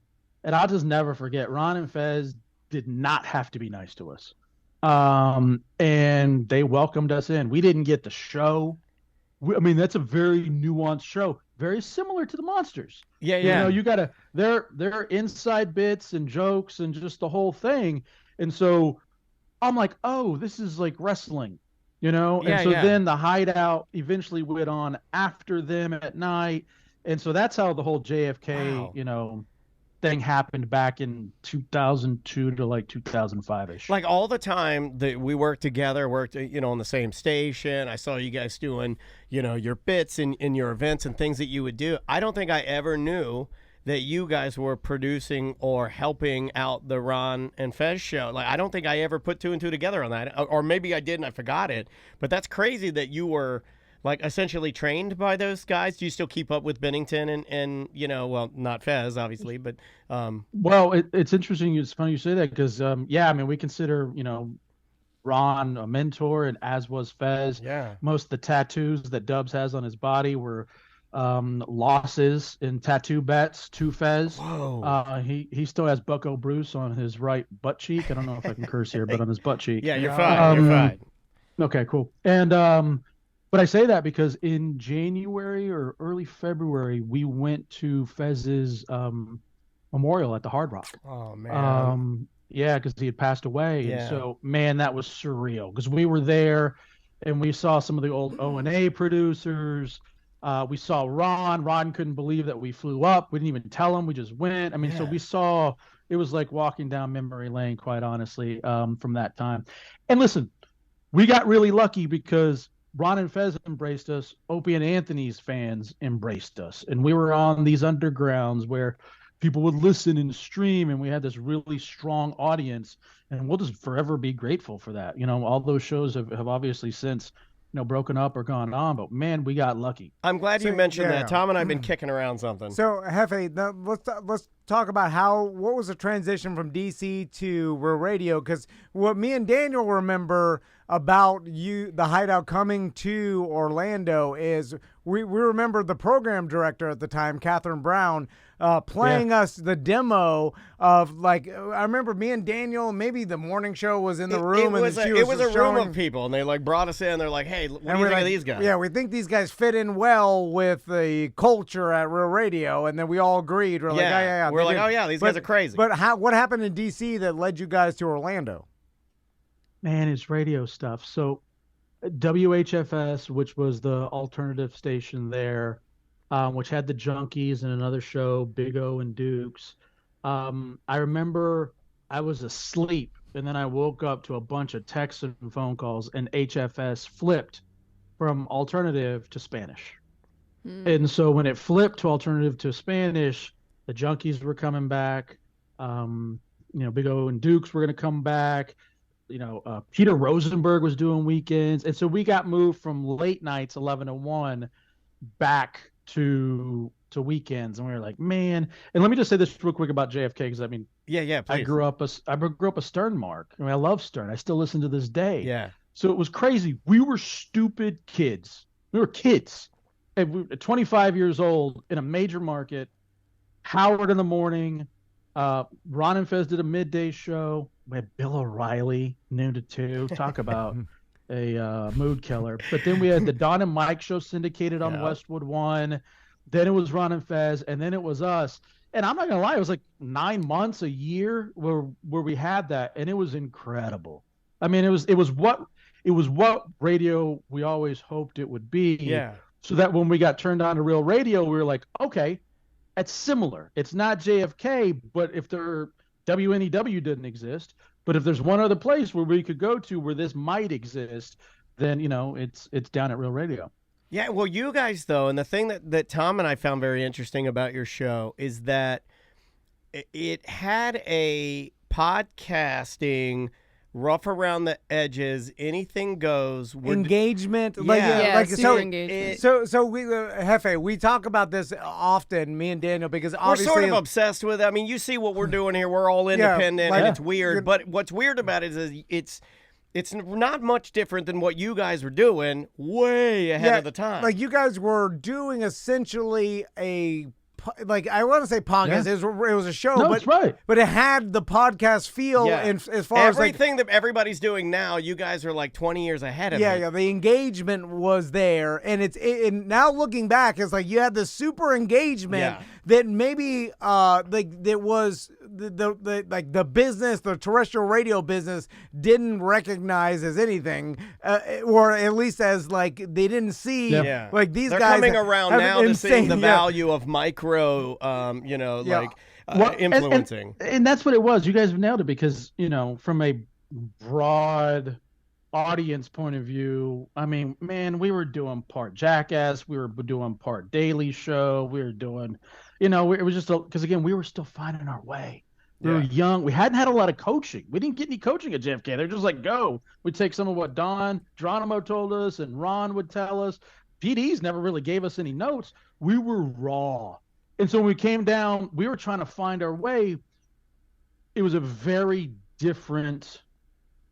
Orlando was very different. And I could give. I'll shoot. I'll give you some good stuff if you want. Give us everything. Give us the good stuff. Yeah, because then I want to talk about where the like blacking out everybody's eyes from pictures and like we love that. And it built the character of the show. So give it to us, Jefe. So I mean, because part of it was wrestling, and I was like, well, let's do a gimmick. So a gimmick of it being the hideout. I mean, it was Twitter before Twitter. No names, no faces. You can say what you want. Again, maybe we were ahead of our time. Very niche audience, but a loyal audience.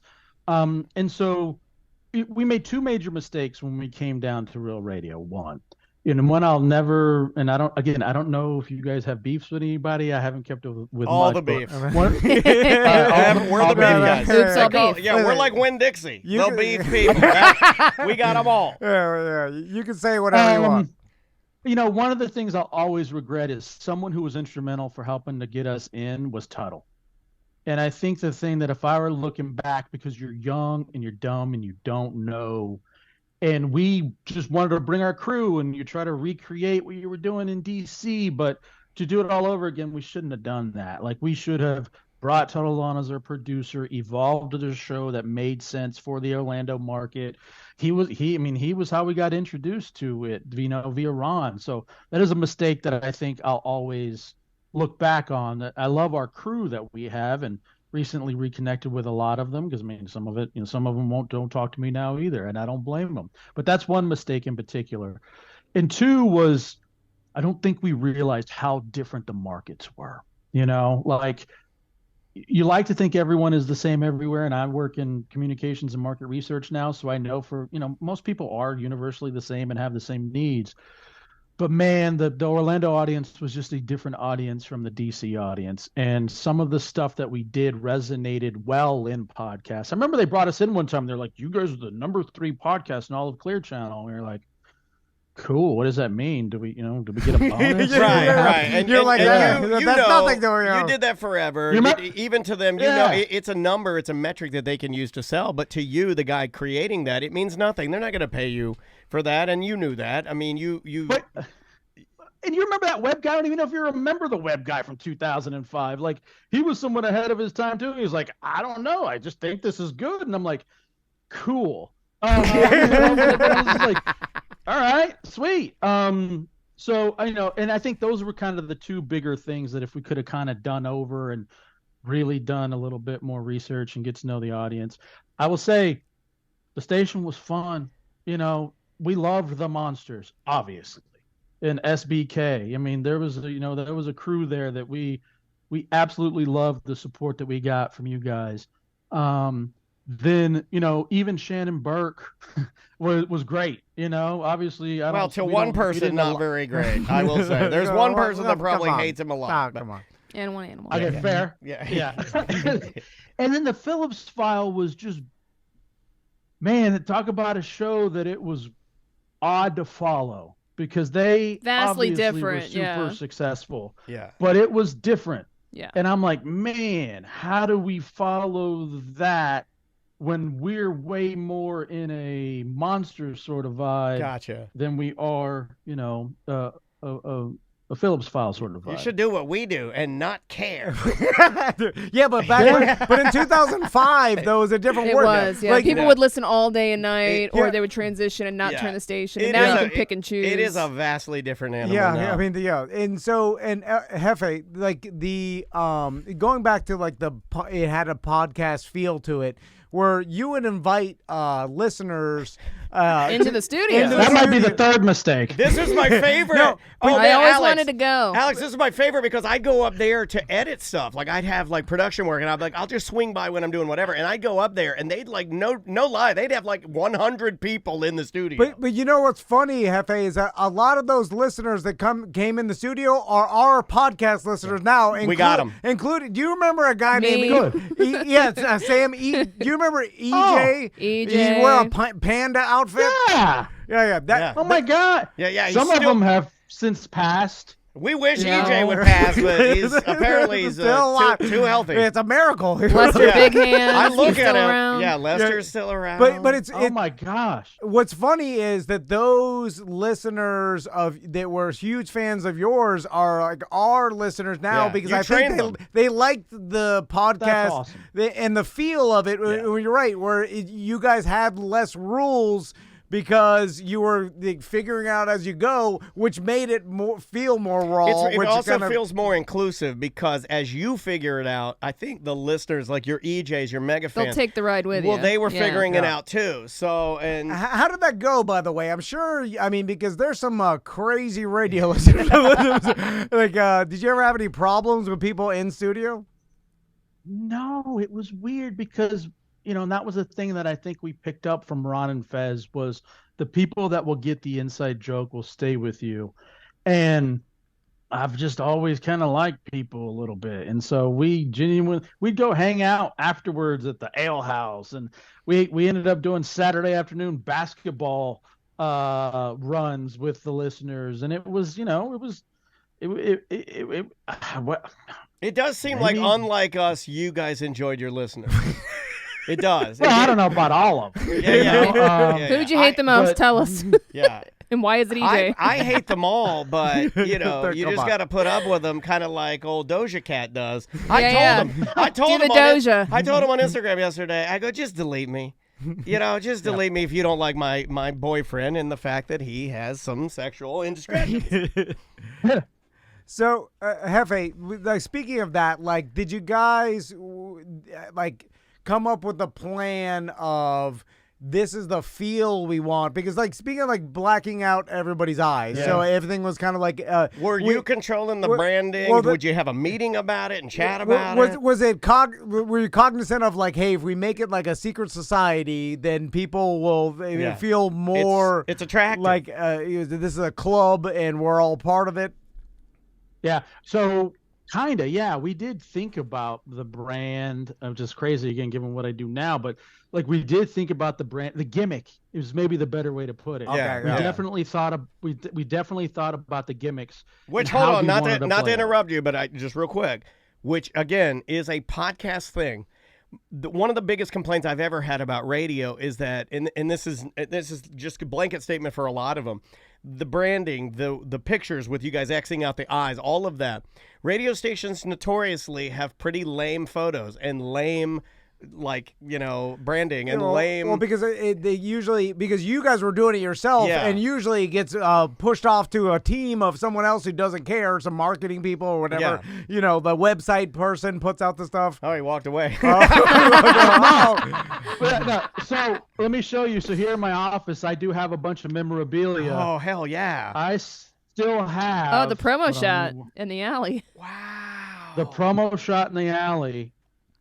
And even we were like, all right, because then it got to the point where, especially when we got to Orlando, we were like, do we do the Slipknot thing and wear masks in public? I like the fact that it was much? nobody knew who. I loved it. I thought it was really cool. You know, I also probably knew on some level I was going to have a career after this, so that's why I liked the idea of having things blacked out and, you know, no real names and faces, etc. So there was probably even a little forethought when it came to that too. Yeah, that's interesting, man. So, Hefe, going back to like radio, and I know we're gonna talk to Jason, and we talked to other like Drew that move from like, you know, city to city, and they do different. We did talk to Tuttle, yeah. So like it's interesting to me because knowing the business, and I only did worked at one station, right? Yeah.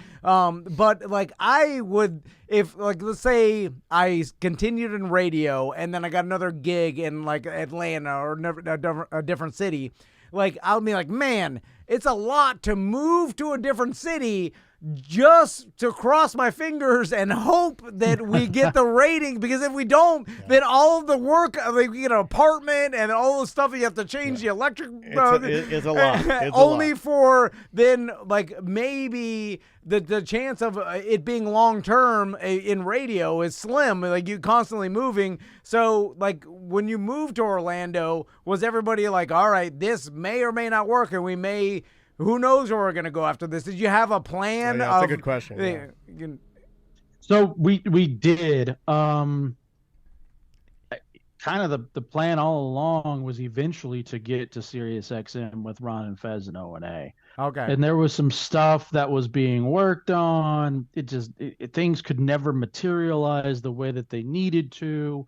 But that was kind of where we ended up, you know, ultimately wanting to go was, you know, trying to reunite in a sense, and it could just, you know, it just never worked out the way that we thought it did. The closest we ever were, this is a radio story. Love it. This is the could have been. So after we, you know, were let go at Clear Channel, by the way, it was tough. Orlando was tough. I met my wife now. We're 3 kids. Oh. Got my favorite cat in Orlando. Congrats, We're still married. Yeah, I mean, like, you know, like it's, you know, I met her there, and Orlando was great. But we kind of knew, like, it was probably time for us to go, truth be told. I remember we get called in. They're like, hey, can you come meet us at 11? And we're like, all right, here we go. This is it. And so we go in, and poor Catherine is there crying, you know, and Dan Stone is sitting there stone-faced. And Chris K is there letting us know. And okay, get out of here, Dubs! And we immediately jumped up. We were like, thank you. Thank you. Hey, we're good. No hard feelings. We're out. Oh, mine didn't go like that. Oh, really? It's funny because you get a severance or no? Severance? Yeah. Are you crazy? Like a week, whatever it was. Well, no, of course not. I remember I packed up my stuff in Orlando. We moved out of town as soon as we could. I just needed a fresh start. Yeah. And that fresh start, I'm sorry for being long-winded. No, you're good, man. Eventually, we got the chance to audition back at Free FM New York, thanks to Ron and Fez. We dropped the Hideout. We did Next. It was just a countdown of the top 5 stories of the day, according to us. And it was still our sensibilities and what we were doing, but we were like, we're just going to go super topical and sell out, you know, drop the sticky factor and just try to do something that maybe can be mainstream, because it's tough, and getting people to know you and get you, it's hard because I don't want to move constantly. Yeah. And you also, I mean, and one of the reasons why I liked it, why EJ, other people gravitated to it, and this is a compliment, not a diss, is that your show was weird. You guys did weird stuff, and when you're doing weird stuff, it takes a lot of brain power to think of weird stuff, and sometimes that stuff doesn't land. Look, I'm that guy. I do weird stuff, and I say things, and then sometimes it doesn't land. Sometimes it's great, right, and you crush it, but sometimes it's just straight weird, and it's subjective, and not everybody's going to like it. It also Dubs is the master of that. He loves to sink into bad. So we go up. We nailed the audition at Free FM. Like, we nailed it. John Manelli was there. We were on with, you know, we went in. We did the show on Sirius with Ron and Fez. We were on their Free FM show. We got to broadcast from Howard Studios, which again is a mark. Wow, it was incredible. and we're negotiating contracts, waiting for the Nets and the Devils to end, and then Imus says nappy-headed hose. Oh yeah. And Really? then O&A get in trouble. Then the doghouse that was there gets in trouble. Nick DiPaolo was on middays. Yes. They I flipped the remember station. It was over. And it was over. In the That's middle of what you could have been. negotiating a Wow. deal, they just said, Yeah. "No." It was the Don Imus nappy. God damn it, Don. the nappy hose. That it was the Nappy-headed, nappy-headed nappy. hose. Yeah. So, and then at that point, we go back to the drawing board, and I go and I ran a couple of stations down in Tampa as a PD, doing sports and news talk, and reunited with everyone, doing mornings in Atlanta, and that was pretty great. But I'm going to where you were just talking about moving. Then, good old iHeart, Clear Channel, budgets, doing stuff. You want to go run the AM show, over on WGST in Atlanta, and I did that, and I'm like, I'm done. I mean, this was fun. We could have done it in a podcast. We could have stuck with it, but I didn't want to chase that. Plus, what we really wanted to do at that time was either in a podcast when there's zero money in it. I'm sure you guys are banking now. And then also too, with the idea of, going to Sirius, and we knew that wasn't going to be possible. So it was just time for a career change at that point. Wow. Now, Hefe, going back to like the Real Radio exit, did they just say ratings were the reason? What was the reason they gave you, or did you just say, "Ah, we're good"? And did they have to explain anything to you? I mean, to me, and listen, sometimes you might have told a story where you thought like, yeah, I've convinced myself it was because of budget cuts. It could have been ratings. We had a peak where what's his face? Scott Maxwell wrote a great article about us, but then we were trending down. Then we just started grinding and trying stuff, and we couldn't figure it out. We were trying to go mainstream, and we just couldn't satisfy. So, yes, it was ratings and Right. or budget cuts, Right. or it was, hey, you got to cut something, so you might as well cut, Yeah. It could be anything. cut the trash. Yeah. Yeah, because, yeah, and you're right. honestly, like when A lot of stuff is even beyond Yeah. your control. Like the other two station flips and the Don Imus thing, Yeah. totally beyond your control. Yeah, Like it just things happen. When you're like 4 guys on a show doing it, working, grinding, not figuring it out. I mean, maybe the only thing you're not figuring out is that one of your hideout listeners didn't have a personal people meter, and that's about it. Yeah. And that's Seriously. and the fact that one man it could have been EJ who literally knows your show front to Probably back, was. memorized. If But I like think if it he was. had the meter, Yeah, you're yeah. a number 1 show. Yeah. It just And I doesn't. remember- That's a and I random remember chance. seeing that too when we did mornings in Atlanta, and I remember we could see in real time, and we're like, all right, let's play Guns N' Roses, November Rain, and man, that's awesome. And then you just see the 2 meters that are there, and they get 90 seconds in, and then they're just gone. And it's like, all right, well, we're never playing Guns N' Roses November Rain again because we have this, Yeah, you can see the sample of future. 2 Yeah, in it's this like moment looking. in time. Yeah, you can see people's thoughts. But it was 2 people. This is like that's what decisions are being made of huge giant markets of like 2 people. Yeah. It was crazy. So Yeah. Hefe, what was up with the beef with Jody and Scott? Because that's another question that Yeah. Comes up a lot, yeah. Old hideout listeners ask us, and we're like, I have no idea. I don't know. Who are Jody and Scott? Yeah, hey, good answer. it probably- the There beef was- is still solid. From what I remember, like the hideout listeners were trolling Jody and Scott, like flooding their phone lines Really? and like messing with them Yeah, online. they were on O-Rock. Were they on our station? No, they were on. They were on O-Rock in the yes, same day part, I O-Rock. think, is the hideout. Or the Right? night, it was a night show or something. Night show. I mean, honestly, because again, you're young and you're dumb, and I remember us picking fights with Drew for no reason, and I think it was whoever we were just kind of there to try to lash out. It doesn't make any sense. I've kind of made up with Drew in a way that I'm like, I never have any beef. I can't wait for you guys to have him on and tell him I wish him well with all the stuff he's been going through. I'm glad he's still. Yeah, he's doing good. I'm glad he's making it, man. Well, Yeah, he's And doing it's good. like, So, Hefe, let's talk about that. Like, that was, and I think still is in certain markets, a thing where you just, especially if you're coming in as a new show, you start trying to, not really, because it's kind of a fake beef. It's not even real. So it's like wrestling. It's a surface beef. Where, yeah. Where you start stuff just so you hopes that person will start stuff back, and then then their listeners will come over and check you out. It just gives you a target, and you hope that you one up the person. It's very simple. Yeah, and I mean it's that you don't really. And again, coming in as a guy who loved Howard, and that's what he did whenever he went. Again, we were young. We were 25, 27. Who knows what we're doing. You want to emulate that stuff. Like I did too. You want to do a funeral, and bury your competition. You want to do all of that. Yeah.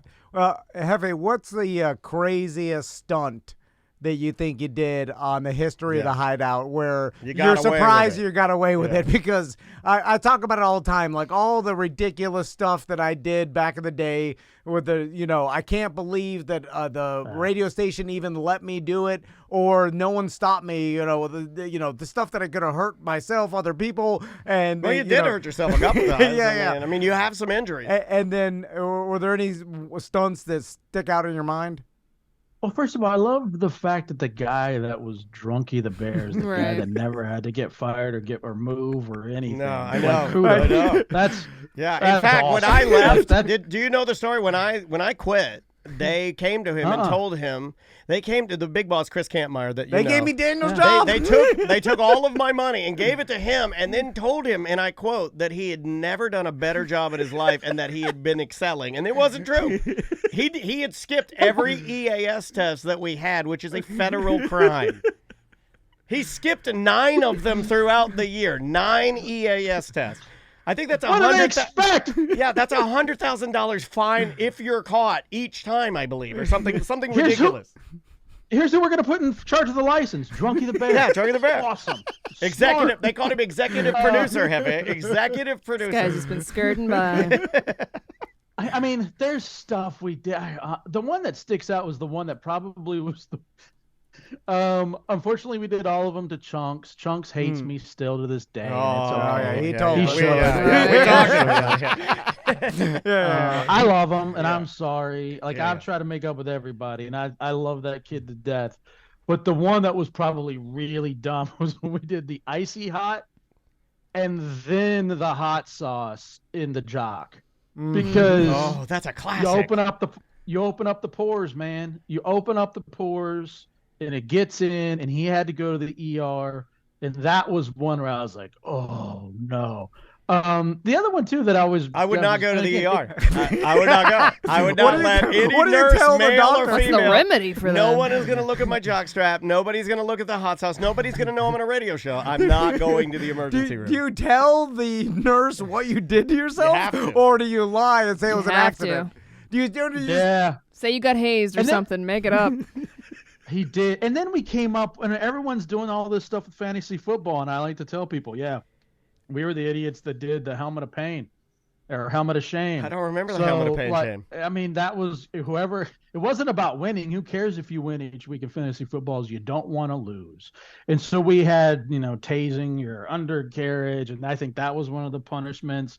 One of them was a better from time. Matt Albert that happened to Tuttle. It was just like, we were just trying to kill each other. Truth be told. That. Let's start doing that around here.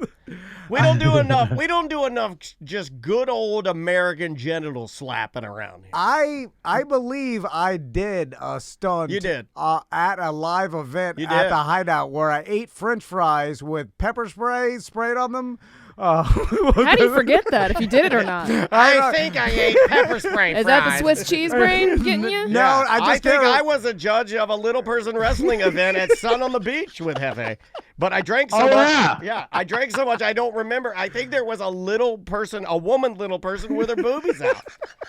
Here's the other thing. They got so mad at us because we came out and paid off one of our helmet of pain stunts before, and they were so pissed because they're like, "You're taking our heat.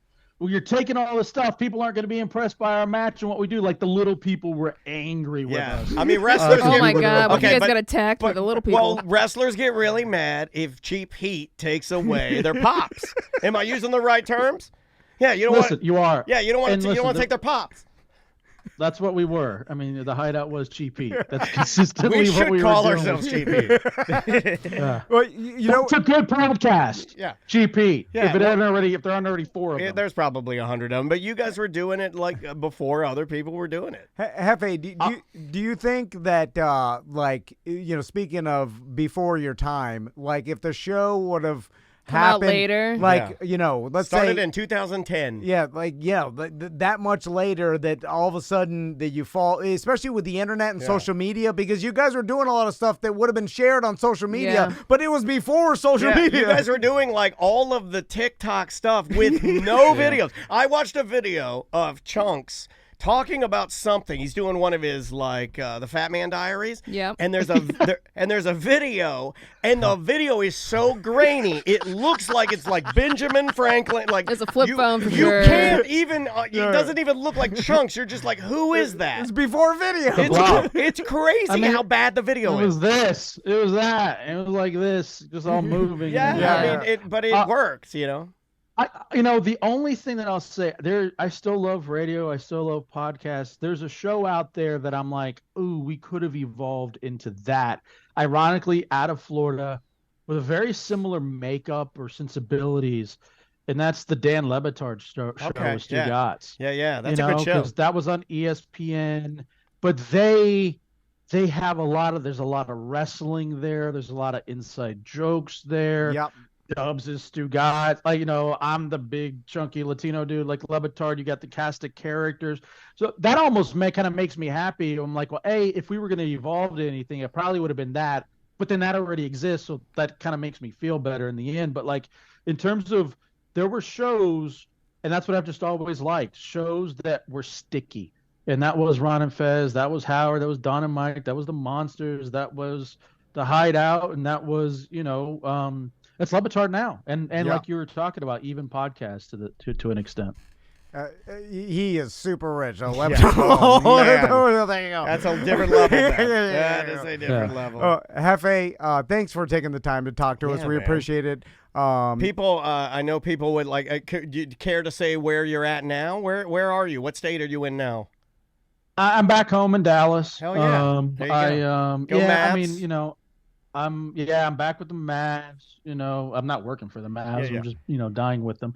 You know, if you want to see my Mavs thoughts or hearts, you can follow me on Twitter @NextWithAlex. But it's just me and Mavs stuff. That's it. So I mean, I'm not even tweeting or doing anything. I'm just kind of there. Kind of nice though, isn't it? When you run out of things to say, I think I'm almost there. I tell these guys, I've got like maybe 2 or 3 other little thoughts, but I'm and then I'm gonna stop talking forever. Not even to my family, not even to my kid. I'm an executive now at a global integrated communications agency, you know, doing cool stuff. I got a great family. I'm still in touch with Dubs and you know, a lot of people, so I'm cool, man. It was a good ride. Yeah. Well, hey, we appreciate the time, man. If you ever like are in Orlando, come sit on the couch and have a pint with us or something and hang out. And thanks again for indulging us and letting us kind of walk down this Tony Soprano used to say that remember when is the lowest form of conversation. And I'm glad that we were able to do this today. I'm glad we were able to do this, man. We appreciate you. We love you. And give some love to your family and Dubs and everybody else, okay? 5,000. All right, 5,000. Cheers. See you, man. Wow, that was really, really cool, man. It's crazy that he, out of everybody we've talked to, I'm going to give him I should have given it to him while he was on the line. I think he looks the most the same. Little gray, but he looks the same. He's the same guy. Yeah. Like, he looks exactly the same. Jason's changed his hair too much. So was Drew with the beard. What's funny is that I was like, I don't remember what his voice sounds like until he started talking, and then I was like, instantly remember. You know what it reminds me of when he started talking? It reminds me of a Ron Bennington. Yeah, that. Hey, you're the guy. It's quick. It's got the little edges to it. And it's also crazy that it doesn't seem like that long ago, but when you find out when you look at the history of the Hideout, it's all like the pixelated video and a couple pictures. There's nothing. That's when I first met my husband. That's one of the first conversations we had was about the Hideout. Really? Yeah. It was because I didn't know, none of my friends, nobody I hung out with listened to the Hideout. I was the weirdo that was young and listened to talk radio. Yeah, don't add me either about us S&Ds or anything, because look, I like giving people their flowers about stuff that Tom and I recognize. We've been talking about this like when you came up with this idea to set this up. And when I reached out to Hefe, we started talking about it. I mean, it's undeniable that they were doing podcast style shows before anybody else. Yeah. It is what it is. I mean, nobody else was doing the parking lot meetups. I remember hundreds of people. I went to Fairville. I went to a Fairville meetup. I probably saw you at something Hideout related. I saw EJ there. I was always at the studio late. Maybe it's Premiere Adult. Because I would do a lot of my production work. I was the only producer, and God forbid, like this isn't a diss, but nobody else was doing anything. Honestly, because it's same thing that happened with us in the fact that when we were doing our podcast, all of a sudden we had this engagement, and when we would do meetups, we would have a huge response of people that showed up, and that's what caused they us were doing the same thing to realize that we could do this as a business. But back you got 75, and before you had Twitch chats and YouTube chats, we were all hitting them up on AOL Instant Messenger throughout the entire show. Yeah. But in 2005, 6, 7, I forgot to or whatever, ask him about that. Hefe was running Messenger. He was one of the only hosts that I knew of that would run Messenger during the show and then give out his instant messenger link so you could, he was just getting hammered with messages. Because think about we started our podcast in 2009, but it wasn't until 2011 and 12 maybe when you 12. left. It was where we realized it could be a job, and these guys are were 5, 6. It was doing a podcast and making money didn't exist anywhere. No, it didn't even. There's a pre-Rogan. It barely does Maron, now, dude. If you think about it, being an independent podcast and making money, still a very rare job. As small as we are, obviously when you have a huge, gigantic audience, and then you got these superstars, and then it's Well, then I start to think you're not a podcast. I have big opinions about this. Influencers, is pre-influencer, like a show like, let's say, I'm trying to think of somebody that if you're on a massive network that's owned by, let's say, ABC or NBC, right? And you're on a massive podcasting network, you didn't put it together. You're in another form of entertainment. They pulled you in, they set the guest up, they do everything for you, and you go to a rented studio. I personally don't look at you as a podcast. I look at you as just where radio went. Yeah, you're working for a media corporation, and that's just part of the content now. It's like if you have an ESPN Instagram account or whatever, you're Joe ESPN or whatever, that Instagram, you're not really an influencer at that point. That's part of your job. Exactly. If you're an independent influencer or podcaster, then that's a kind of a different thing. It's more of a small business. But it's anyway, cool to see guys too leave it. And then be out of the business. Because a lot of radio guys, I'm not talking about us, nobody in this room, but a lot of radio guys, I think, are literally petrified of leaving it because.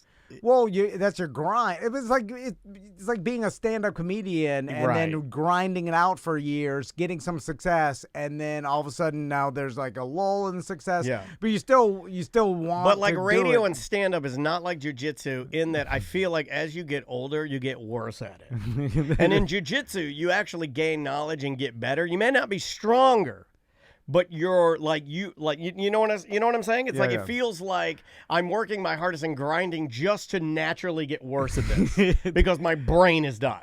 Well, I guess now getting worse is subjective because technically you have more experience, but your audience and what you're talking about. Experience doesn't make people laugh. Only a certain demographic can relate to it, right? Yeah. Like you, at a certain point, you're talking to people your age. You have to. No one 25 years younger than you. I'm going to start talking to only young teens. Well, that depends on what it's about. If it's about murder or a true crime, you could be any age. Or if it's sports, you know what I'm saying? Like, so it depends. Well, I don't want to hear a really dumb old man talking about sports, though. Or a really young man.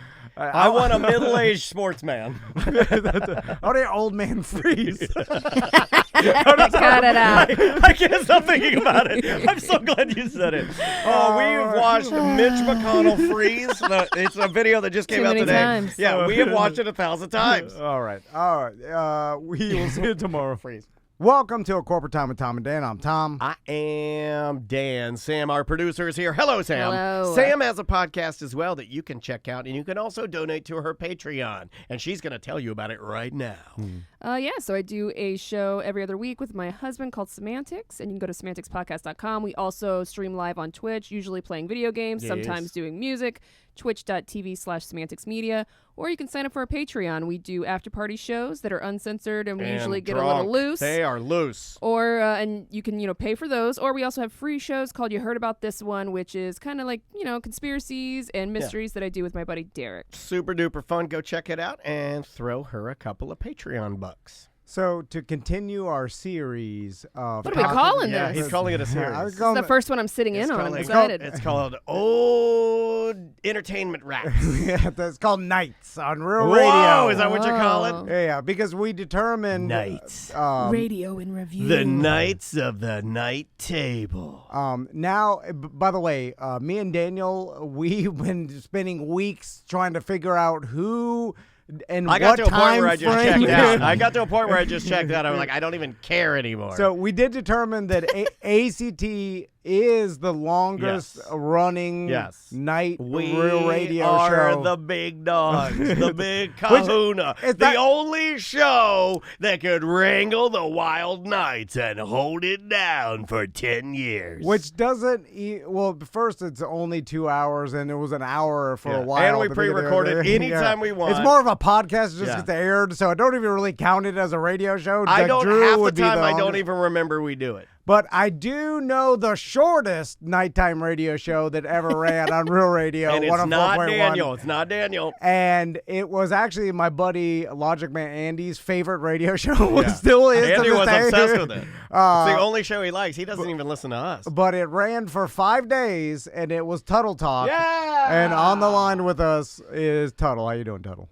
First off, Dan or Tom, like that's Tom. Sam's good at booking guests. You know what you did? You just, hey, can you do this day, this day?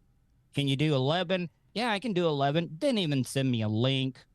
Didn't send me a calendar. Well, he's not a producer. Yeah, that's the way he does it. I sent you at the time. That's all you need. That's what hosts do. Hosts just go, he did the hard work. The host goes, hey, can you do it? And you're like, yeah. And he's like, the producer will be in contact. I was out last week, Total. That's called the Theo Vaughn. He gave me the Theo Vaughn. I will God. say though, Sam, she'll write an email out, give me a link. She'll all right, do you need a reminder? Because she's seducing you. Yeah, she does a great job at it. It's just like white trash booking with Tom Dan. You should have saw this morning. You should have saw this morning when we were going back and forth with different times and days. This morning, he does this thing where he'll tell me, I'm like, well, should I book him at He's this like, time? yes, and then he's like, and he'll go like, yeah, do it, and then I do it, and then he's like, well, hold on. Yeah, and then he I'm does like, that to me too. Text messages don't float. You can't it's not like I have a string on it They're and I immediate. can pull it back down. It'd be nice if I could. Well, yeah, but I said what my true gut feeling was Right. first, and then I thought about it, and I was like, gut was wrong. Anyway, how So you what doing, was the Tuttle? concept of Tuttle Talk? I mean, I can tell you, all right, I know Tom has been in these situations where the host or management, they just set you up for failure. They came to me.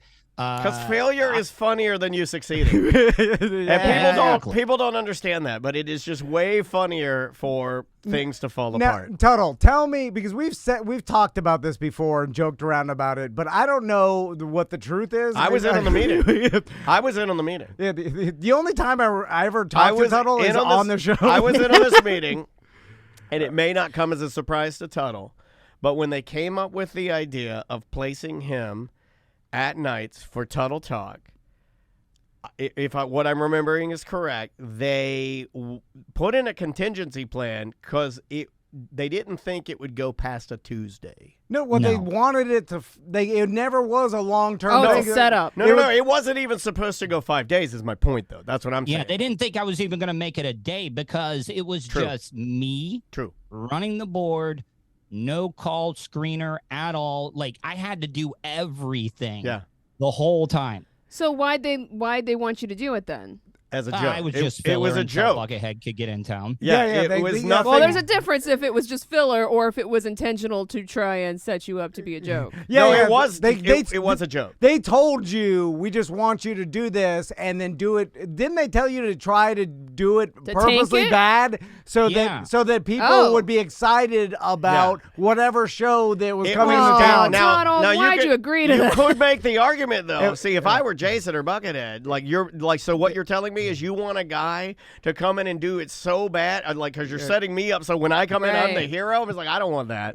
I don't want that. Hold on a second. They probably didn't even tell Buckethead that was the plan. I don't think they did. No, I don't think they did. No, because then they had people calling in, talking to, throwing out little hints, and it was such corny radio. Like they were like, every once in a while, somebody's going to call you during the show talking about, they need to put the Buckethead show on at nights, and I'm like, they made fake callers call in and say that to you? I had no idea about the fake callers. I mean, now knowing that there are fake callers, that's like fake electors or something. Not all of them, not all of them. Right, but still, the fact that was even an idea on the table. Did I call in at all? Total. How did it start? My God, how'd the meeting go? Did the program director come up to you and who's the worst person we can put in there? Tell you. Kind of Russ and Catherine Brown called me in. That was the first time I actually thought I was going to get fired. But no, they were like, listen, we're going to give you nights. Don't stress out about it too much. We just, do the week, you'll be able to do it. But then word started getting around. They were like, we don't even think he's going to make it past day 1 or day 2.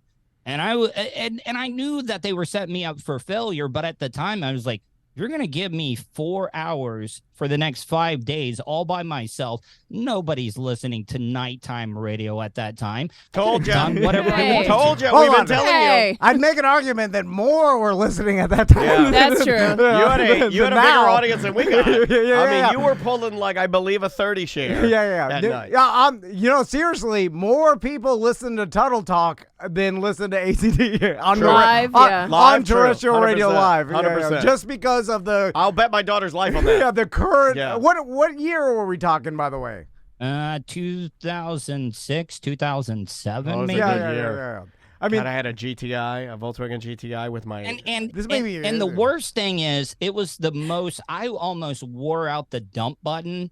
The delay, just because it only took about a half hour for them to realize that I had no call screener at the time, and then everybody just had to be dicks. Everybody was calling in. It was a pylon scenario. I remember that. They're audio bullying. I like that. But here's the thing they didn't understand and that they weren't banking on is that this guy's produced so many radio shows that if there was ever one person that you would put in the control room that could do every job, it would be Tuttle. And he did it. Also, what a tremendous amount of trust to give. There's no one even. Yeah, you could have burned it all down if you wanted to. Was there anyone even watching? Everybody left at 5. Wait a minute. This is pre. I can't believe they trusted you. Yeah, they did trust him. Janet Jackson, I think. Maybe. I think. No, it was after. No. It was after. But this is pre you coming to work on Ecstasy. I know that. Oh, those were some bad. Well, no, they were bad days in the morning, but I had a lot of fun. It was struggling. Yeah, I remember, he went off the rails after this. So back to Tuttle Talk, because here's the interesting thing that happened with Tuttle Talk. It really is a study in psychology. Is that, so they give it to Tuttle, they come up with this bit that they're like, all right, Tuttle's going to fail. People will listen to it, just say, he listened to Tuttle do his thing. Tuttle does his thing, and he's like, I can remember, sorry, what was that? I can remember him getting Tuesday or Wednesday, and people are like, are you listening to it? I can't listen to it. Oh, my God. And then that was supposed to to be the bit, but people started to like They it started because a rally. because at a certain point, people enjoyed the rawness of it. That Yeah. it was just this guy, And you're it's like- likable. You're like a likable guy. and then Tuttle, like, I know you were like, I got to stick to the bit, but at a certain point, you're filling 4 hours by yourself. You just started real talk. Like, you just started talking S with just the. started being- like, just started being Patrick, and then it started working. and then people started liking hearing Patrick Yeah, just they talk did. into the microphone at night. And then I remember it started to turn to the point where Thursday got rough because people were like, I love this show. And then they were like, oh, no. people started What have rallying we behind it. done? They're like, I like it, but Yeah. like I like just a guy Like- talking. Like he's, I remember seeing people on Twitter when Twitter was still a thing. Remember, this is when it was a brand thing. new. People were like saying before like, X. Yeah, no, yeah, before X, people were saying like, let's get Tuttle Talk T-shirt. This is good. Like people were like, we Yeah. like it. Yeah, because he went from everybody started supporting the underdog. Anyway, so tell me, like your first night, I'm sure. First topic out of the box. I mean, like that's the thing because they wanted me to fail, and I just started talking about. I think I had a debate with callers about what their favorite sonic screwdriver that Doctor in Doctor Who had, and I filled like 30 minutes. It was a great time, and then we started getting the prank yeah, calls. I remember you doing all the dumb Doctor Who stuff, and it made people mad. Oh man, they were yelling mad. Yeah, but Rednecks hate Doctor Who. They hate it. They hate it more than anything. yeah, but there had to have been a lot of people that liked it. They're like, Well, oh, Well, no a one lot of else people would like talk- to hate listen Yeah, too. if But- you're me, but you you know sit how- back and you listen to Tuttle yelling at the Rednecks. The Rednecks are yelling at him, and But- he's talking about Doctor Who But think and about the TARDIS. This is before nerd podcasts, so think about the nerds out there that listen to Doctor Who. This is the So only you're claiming that maybe he was ahead of the curve. Well, the only person in radio at the time in the country talking about Doctor Who was Tuttle. You know what I'm saying? You're not so, wrong. So some Doctor Who fan was like, "Oh my God, just a one guy talking about Doctor Who." This is before podcasts. Like it probably blew their mind. Yeah, They're like, you're "Oh not my wrong. God, this is awesome." Yeah. Anyway, And then to back up, a lot of people didn't know this, but like the first month of me working with Ron and Fez, and the program director hated it so much because the program director's office had a window that could look into the studio, and sometimes Ron and Fez would just walk out of the studio completely, and they would say, all right, we need you to fill for like 15, 20 minutes here. I didn't even know how to run a board. We didn't have a delay. I could not take phone calls. So what are you doing? It was What are you saying? I mean, it trained me. It trained me to be able to just get on and talk. And I just was relaxed. I also, when it got to 10 o'clock, I could get a little bit dirtier though too, because the Safe Harbor at that time, they really weren't looking at anything. What so a we could dumb just, name we could for get being into, able I to know. Safe Harbor. That is just stupid. I know, but I mean, nobody was actually listening. I could have said anything that I wanted to say. It's just like, and then it just kind of took off a little bit. And then people were actually loving it. People were calling into the morning show, talking about how much they I remember that. listened to the night show. Yeah, people would call us and say like, "Hey man, you checking in with Tuttle Talk? It's so good having somebody we like in that day part." But Tuttle, think you are saying nobody was listening because they were listening. that's emotional. They were, of course, they were listening. were listening. People have been listening to real radio for 25, 30 years. They were trained, and you gave them Yeah. something different, and I And- think you hit it. You and by the way, you had no metric or any way to even figure out who's listening. So there was way more than you think. I will just go on what I see, and it's the same way that we do with our clients, Tuds, Yeah. and everything else. The number of emails I got, the number of like tweets that I got about it, the number of people that still remember it, is very, Most very phone calls I've ever gotten in a show that I've ever seen a show get. Everybody was calling in just wanting to talk to me. And I Did you kinda have did you use had the- full phones all the time, right? Yeah. All the lines were absolutely filled. I think I even had my wife on one time to reschedule weekly sex session. We talked about that. See, he does it too. He puts in tickets. It worked for him when he was there. You need to put in tickets. Schedule? Yeah, I scheduled it last night. Schedule. I scheduled it last night, and my wife reminded me. I'm laying there in bed, and she goes, "Hey, you're on the schedule." I go, "I forgot I was on the schedule." Ours was 30 minutes before the NASCAR race. I want to say it's crazy. It's better than no. It's Sam looks at me like I saw her nod her head, like, "Well, it's working for him." Like, I mean, yeah, if it works. Yeah, I mean, look, it's not. It kills the fun or the spontaneity, but hey, it did. Was spontaneous. Is it 100% of the time scheduled? 100%? No. But like, you know, yeah, it's fine. Yeah. Oh, tell us it is one. Mine was from the beginning. From the beginning. During NASCAR seasons, we had to move it. When the Premier League started, we had to move it to NASCAR's 30 minutes before the green flag drop.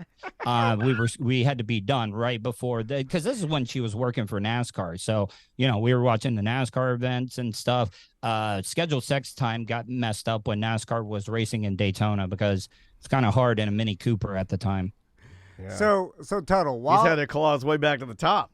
While you're doing a rough road, but he got there. You're doing Tuttle Talk, and there was no I'm curious because you're right. At the end of it, this is all a planned bit for because they knew they were bringing in Buckethead after or whatever. How did you feel when you saw the turn? Like when you saw people liking it, and you knew that Jason was coming to town. I mean, it's not like I remember thinking and seeing, oh man, this is gonna make it. I remember thinking this is backfiring because it would have been better just to have music there and then put Buckethead on and let him do his thing.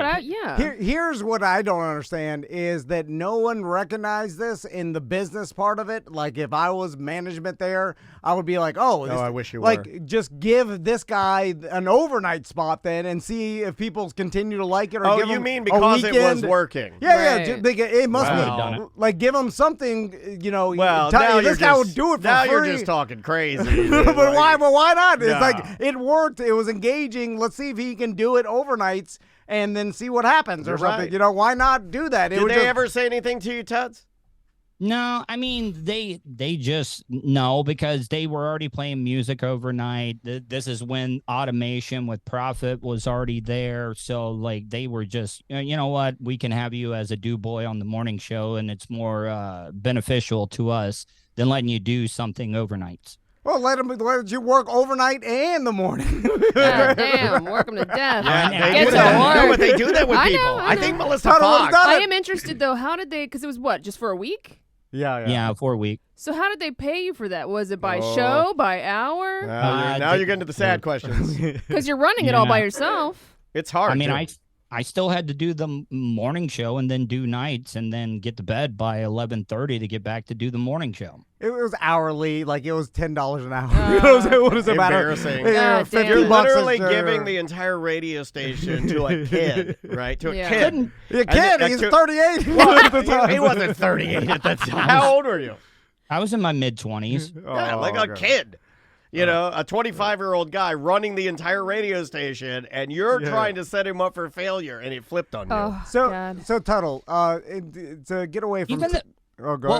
One thing real quick, though, even the trade magazine started writing about, the radio trade magazines are like, Patrick Fowler, a.k.a. Tuttle from the Monsters of the Morning, has been promoted to nighttime host. Oh, promoted. Oh, do you have that? When you made Radio Inc. and you made the trades, man. When you make the trades. Real radio guys say trading that. radio? Real radio guys say that. Radio trading. If I were a real radio guy, I would say, hey, the latest info on A Mediocre Time with Tom and Dad didn't hit the trades yet. Wait for that. It's going to be popping up very soon. Look, I didn't come all the way across the country to Orlando to be some S-bag podcast. I'm a radio guy.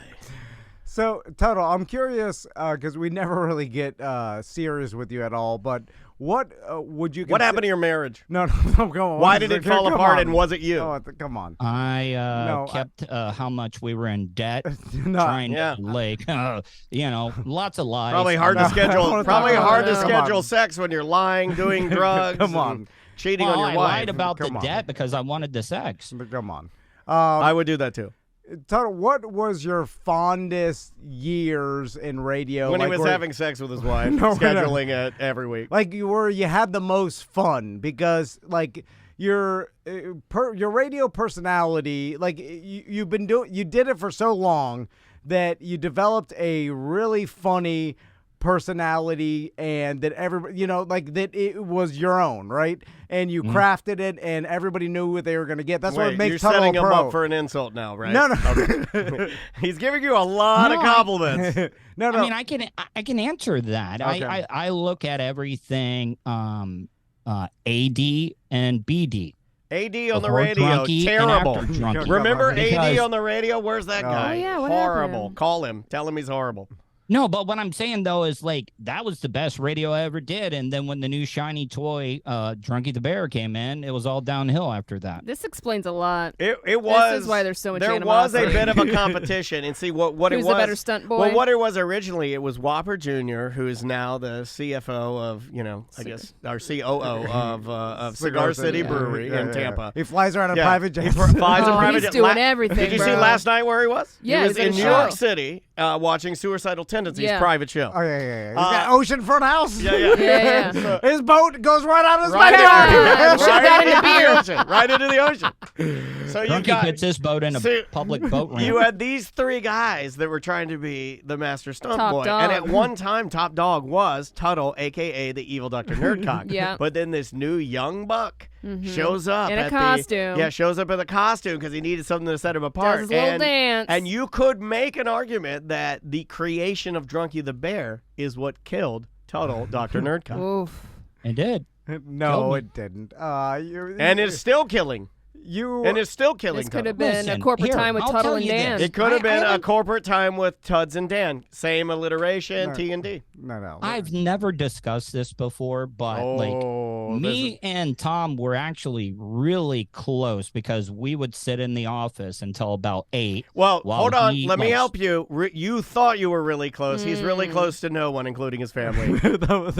Maybe his boys. Maybe. But it would just until 8 o'clock. It would be Tom just nervous as hell, almost puking because he's got to write his 8 o'clock bit. And you wrote a lot of those, right? You wrote a lot of those. Oh yeah, I did. I didn't get any credit for him. I know you did. Wow. I know you did. But Ghostwriter.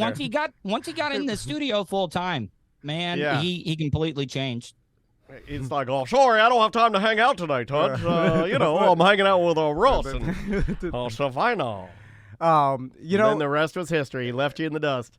Listen. Hey, why don't you go get a regular job and, live with your mom and, When Kansas City drafted Mahomes, it was just a matter of time before Alex Smith had to move on. God, wow, what a comparison. Wait, so you're saying you broke my leg in 3 places on a nasty tackle? And No. you almost The died. stadium? And you almost died. But you no. came back for just a little No. bit. The- And everybody rooted for you, but we still know you're a bum. The Redskins No, did that that to Smith. Sorry.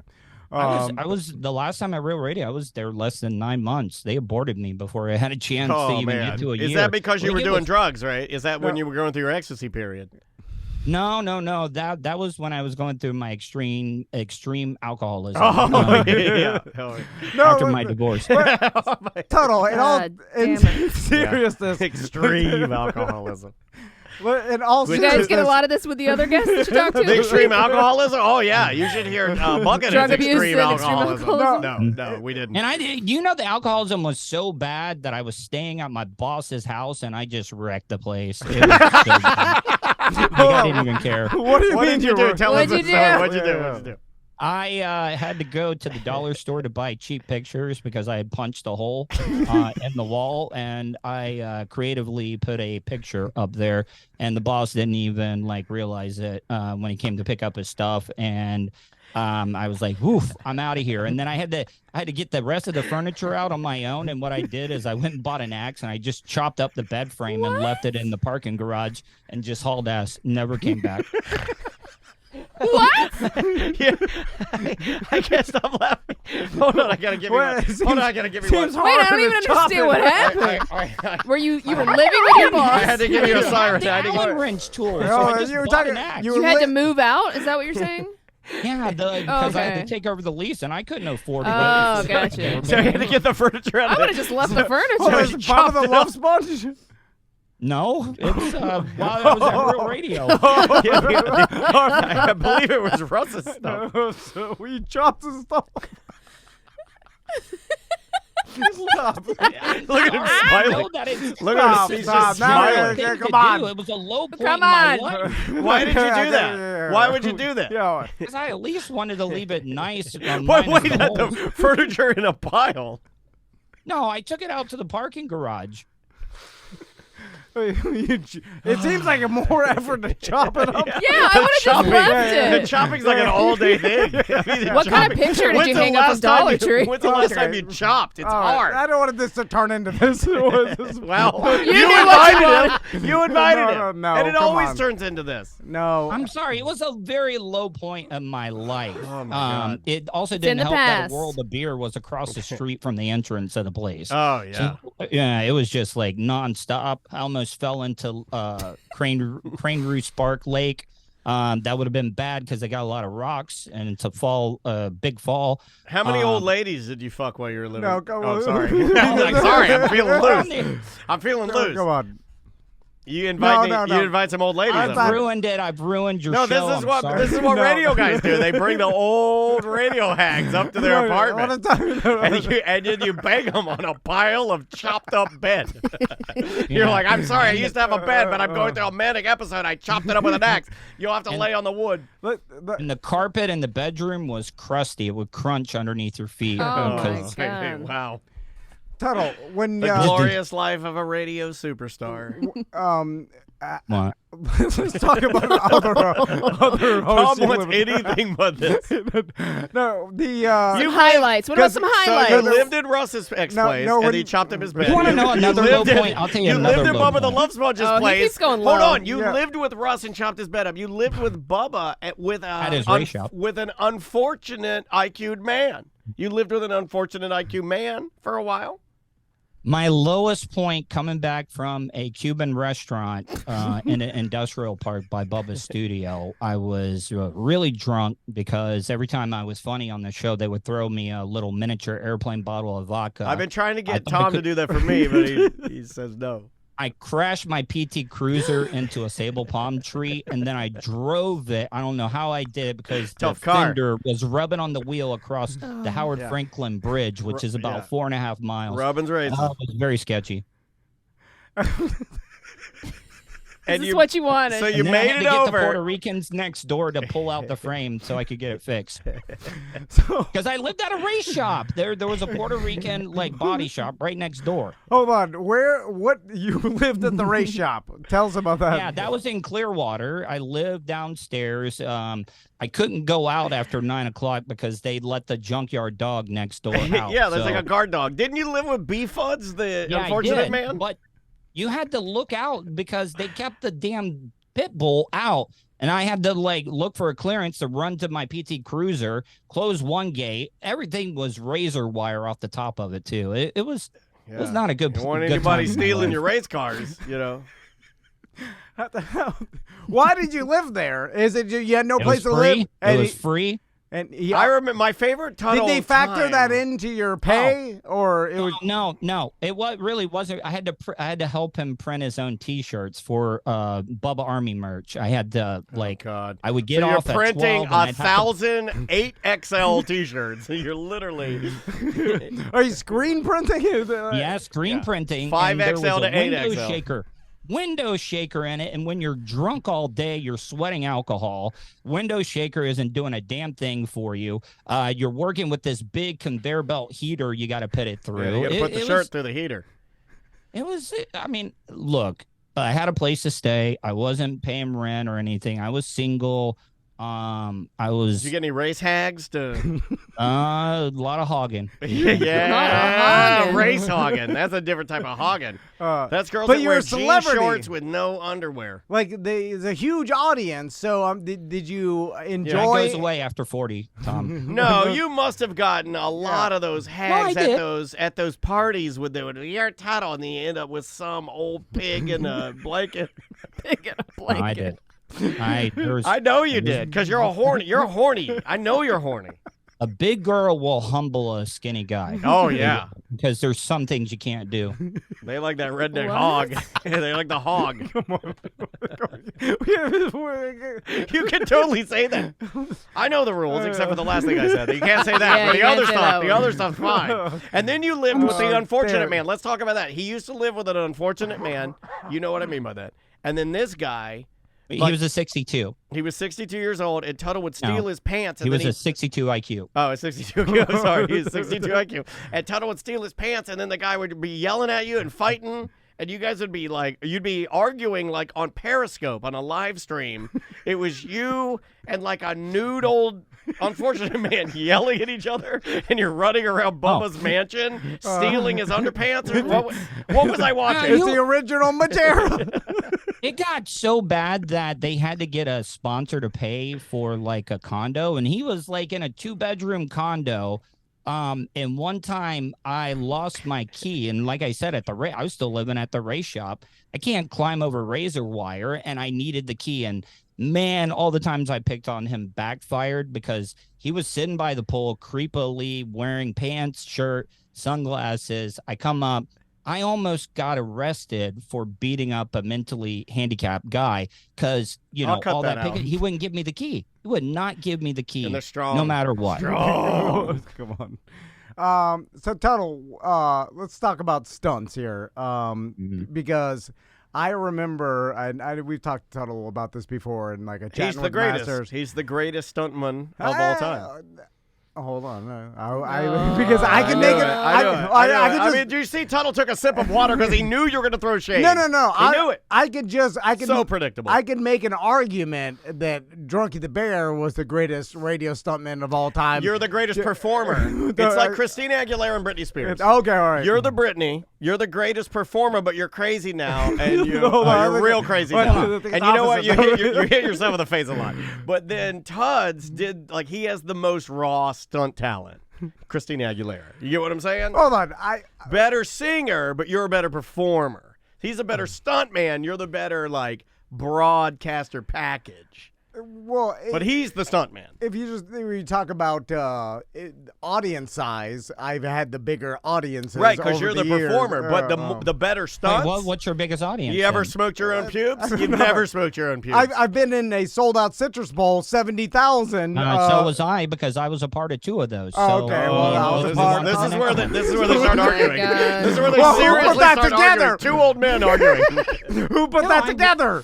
It was me. It was you were riding my coattails at that all point. The credit. This guy likes to take all the credit. You know who folded the boxes? It wasn't him. It wasn't Mr. I put it together. I know who folded the boxes. It's my wife. I didn't do nothing. Listen, I'll give you an example of when I knew that it was unfair. I had SBK blow a fireball off the top of my head. I put a candle on my head. And you know what Drunky did? He was so wasted. He just climbed up into a tree on Church Street and just started shaking it. That's unfortunate. Like, that's when I bought Counterparts. Your stunt to top fireball off of head. I don't even know what he's climb tree drunk and shaking. I remember that night. Sam was there. Yeah, I helped catch you. We had What? And you treat her like S. I was like 16. You had a 16-year-old girl save your life. 16-year-old Sam caught me like a baby. Like a baby bear. Oh my God, he'll be dreaming about that later. You won. No, and your wife hawked me a Counterparts DVD. Oh my God, he'll be laying in bed. 16-year-old Sam was holding That's me got like a male baby. nudity. Oh yeah. Anyway, and you're a child predator now. Groomer. Groomer the bear. Tuttle, what would you say your best stunt or the one you're most proud of? I mean, I have concrete coffin. Yeah, I was gonna say concrete coffin. No, I will say that, and that was before social media. That was before social media, and I would. Did you ever see the video, Tom? Like when they took me, there were so many people. I was a listener. I went down to iDrive with my friends to look through the porthole. Let's go see this guy die. Like, you unplugged the air conditioner, didn't you? No. I was listening at that. I'm like, this guy's in a concrete coffin. He's gonna die. He's down there. He's screaming in there. What was it? He loves Just, everybody's making fun of him. They don't even Was care. it hot in there? Oh, it was so hot. And then at the beginning, because the salespeople wanted to make an extra buck, they were like, we're going to use this quick seal, quick setting concrete. Not I remember that. thinking one of the I active helped ingredients carry- was ammonia. I approved that? did. I helped. Well, I didn't No, approve it, but I I'm- helped carry some of the bags, and they.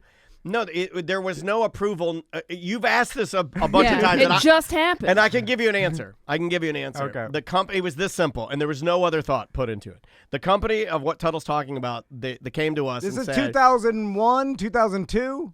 Yeah, about that. About that. And then they came to us and they said, hey, Home Depot, it was through a subsidiary of Home Depot.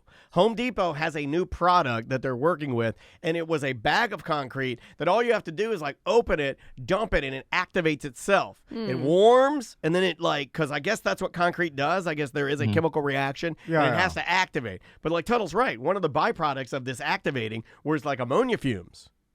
So when we And used, it made the box hot, and too. it Like, would the heat whole- up because it was a chemical reaction.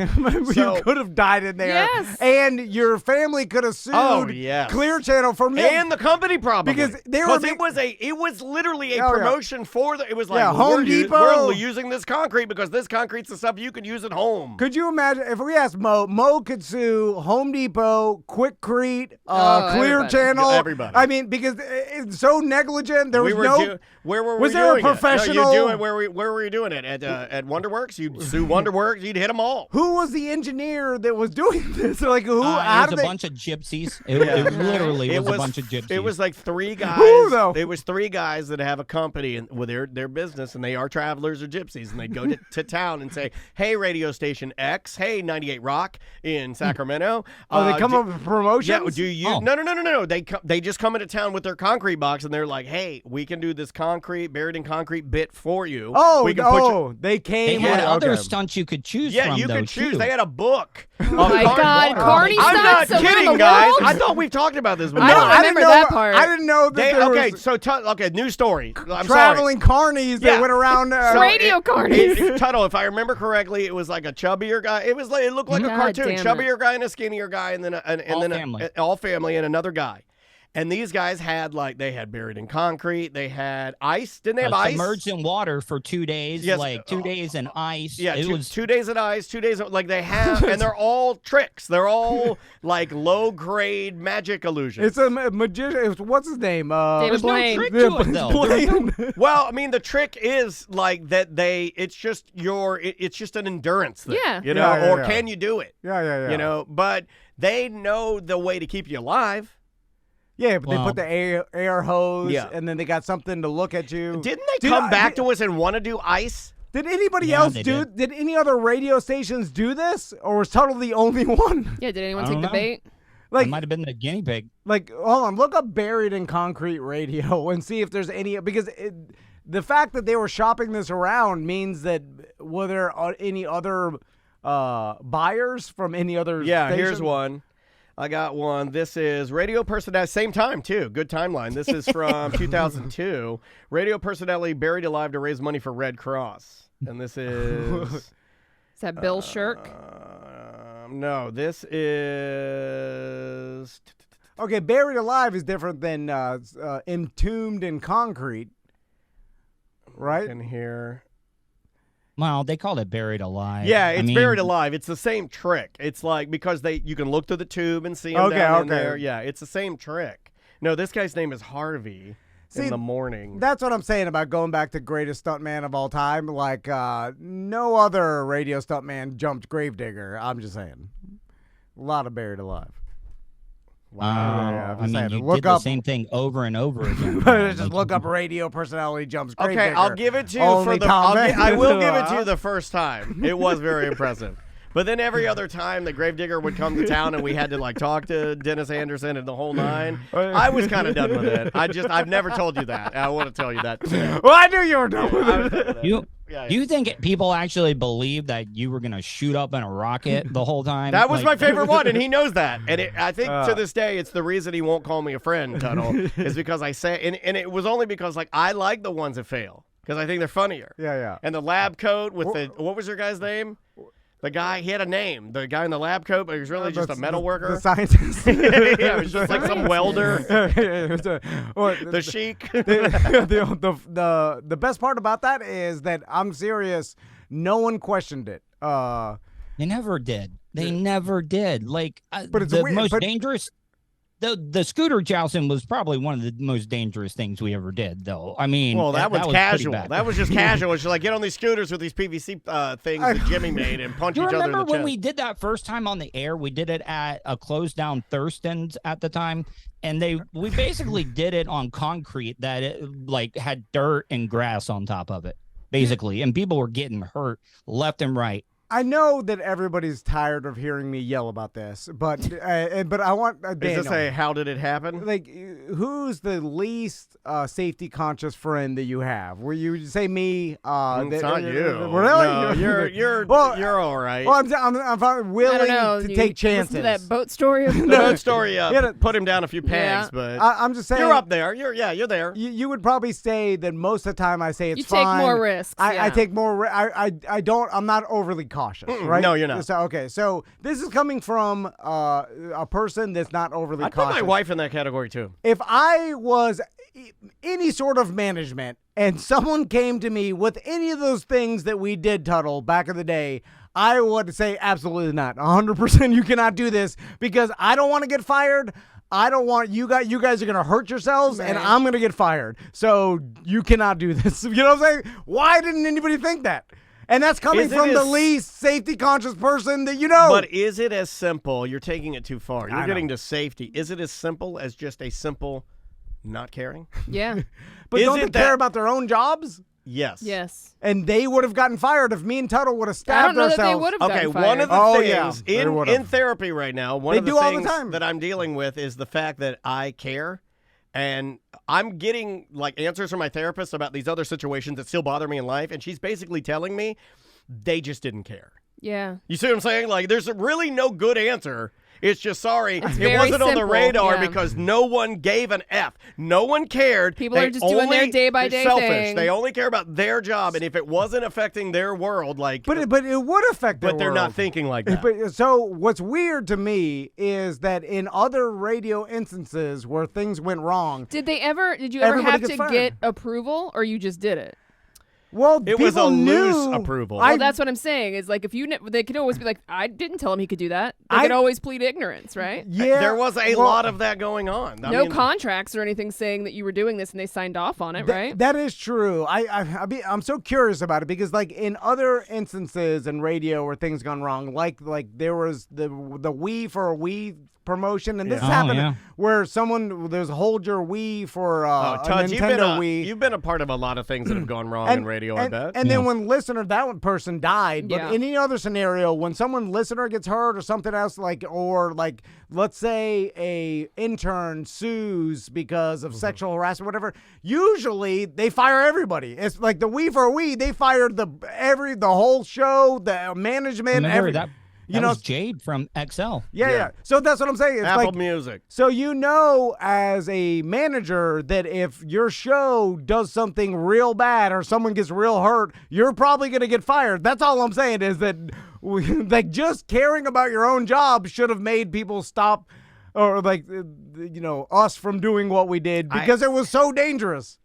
Yeah. And I can and then see someone that. should have said, like, if one of these guys get impaled in the throat and die in the middle of the arena of Monster Jam, right? And then people man. are seeing blood. I mean, I don't want that to happen, but I would like to have seen what would go down if something like that would have happened. And that happens, and it's on the Oh, news. man, that'd be and, bad. And then the family member of this part-time radio employee, they're getting sued. Yeah. Everybody's getting fired.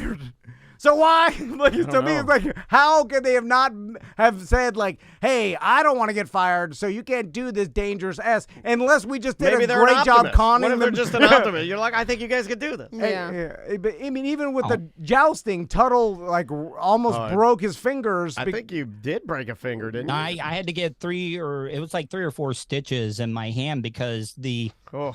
PVC pipe splintered and the shards went into my hand. Did The they pay biggest- for the stitches? No. Oh my God! You I had guys so were many just as dumb as hospitals. they were. All right, biggest accident, because we're running out of time. A biggest accident you've had. Well, I had to go to the hospital against the Orlando Predators kickoff, where I had the helmet completely turned around my head. Oh, yeah, the I kickoff. forgot Where we about- I bribe was the gonna- players. I was gonna say the time you inflated a balloon in your backside. Oh, that hurt my ego and pride. Oh, yeah, That's about it. Yeah, I bet the full concussion. Like, think about it now. Like, have this employee run full speed Into at a athlete. professional athlete. Yeah, have him and, smash his head. and then you could have easily been your neck could have been broken. Could have been paralyzed instantly. Oh, yeah. What if you would have pulled Owen Hart rappelling out God. of the sky Yeah. at the Yeah. Predators games? It was just some listener who tied That one on- scared me. That one did scare me. I've talked about that before. I told that to Crystal. I remember Crystal called me for something. We were setting up for one of your stunts. I remember I had talking a to nightmare Crystal about that one. I remember talking to Crystal, Van. This is a true story, Tuds. I don't even know if you know this. I talked to Crystal. I was like, man, I can't. I told her, I was like, I'm worried about him, and I don't like the pressure that Brett Bushy puts on him to do these things. One of these days, he's going to get hurt, and it bothered me. Yeah. I mean, I went up with just some listener who told me he knew how to rappel, and we tied off the rafters, and then he's like, I'm going to put I think he put a T-shirt between the rope and like the sharp part of the scaffolding. He's like, that's so the rope doesn't get, So it doesn't cut the rope. Right. And then And then shove your legs straight up your backside. he just kind of gave me a brief. This is how you do it. In This the here's our elevator. climbing T-shirt. Like, easily Oh my could have God. fallen to my death in front of an audience of children. Right. Yeah, And mostly they children. stopped Yeah. it, Like, they and would then have fired everybody, right? If And then the Tuds would have announcers rode would've to been the top. yeah. I'd be sitting here with Tuttle interviewing some other guy, or maybe interviewing man, you in a wheelchair. God, why couldn't have that rope snap? Oh my God! Well, you got her back with that one. you would have blew it eventually. Yeah, drugs. No, you're right. You're right. Yep, you would have done the ecstasy. You show up to the Tom and Dan. I'd be sitting here. I'd be like, "Where's Tuttle?" You call me. You're like, "I'm on ecstasy again. I'm blowing up." I'd be like, "You can't. You got to stop the ecstasy." You're like, "I'm in a hot tub." All the lights would have to be off in the studio because I have night vision because my pupils are so large from like 4 stacks of Transformers. Oh my God, we're not real radio guys. Because when we went over there to hang with Bubba the Love Sponge, and he's like, "Hold on, you guys ready to broadcast?" We're like, "Yeah, we're ready." He's like, "I got to take 100 gummies." We're like, He's "What?" trying to give it to us. Yeah, he's like, "Here, take this." And he's Star. like, "It's just 500 milligrams." I'm like, 500 milligrams? What the hell are you talking about, man? I can't even function. It's a different He's world. like, "Hold on, I get 1,000 milligrams. Okay, I'm good to go." It's a different You wanna world get over the- there. The true setup is really. I wish he would have given you like the true setup. Yeah, he called it the setup. Yeah, the setup. Yeah. Yeah, the setup is a bag off of the volcano, maybe something that doesn't make you feel pain anymore, and Okay. then a 500 milligram gummy. And then, how do you even do a show? That, How are you not comatose? hold on. That does sound really nice, though. It does. The volcano bag. You start with that, and then you just take a little. Ooh, okay. Anyway, we got to And get you out of get here. real talkative when you're on those 3 combinations. Oh, I know. Trust me. Do you? I think I'd be dead silent, having a panic attack. Trying to remember to breathe. No, the pain pill kicks in and it helps you talk. Oh, mellows you. Yeah, it helps you Okay, talk. yeah, It helps you yeah, talk. yeah. Well, Tuttle, thanks for talking shop with us. Thanks for talking Tuttle Talk. We appreciate it. Everything going good. I know that you got good I job got to hire an now. event here in 4 minutes that I got to open Oh, up. on. God. Oh, okay, we'll let you go. All We'll let right. you go. We'll talk to you All soon, right, man. bye, All right, guys. dude. See ya. Cheers. Oh man, you know what's funny is when our radio friends tell us like, "Sorry guys, got to go do real work now." It kind of hurts your feelings a little bit. All right. We will see you tomorrow.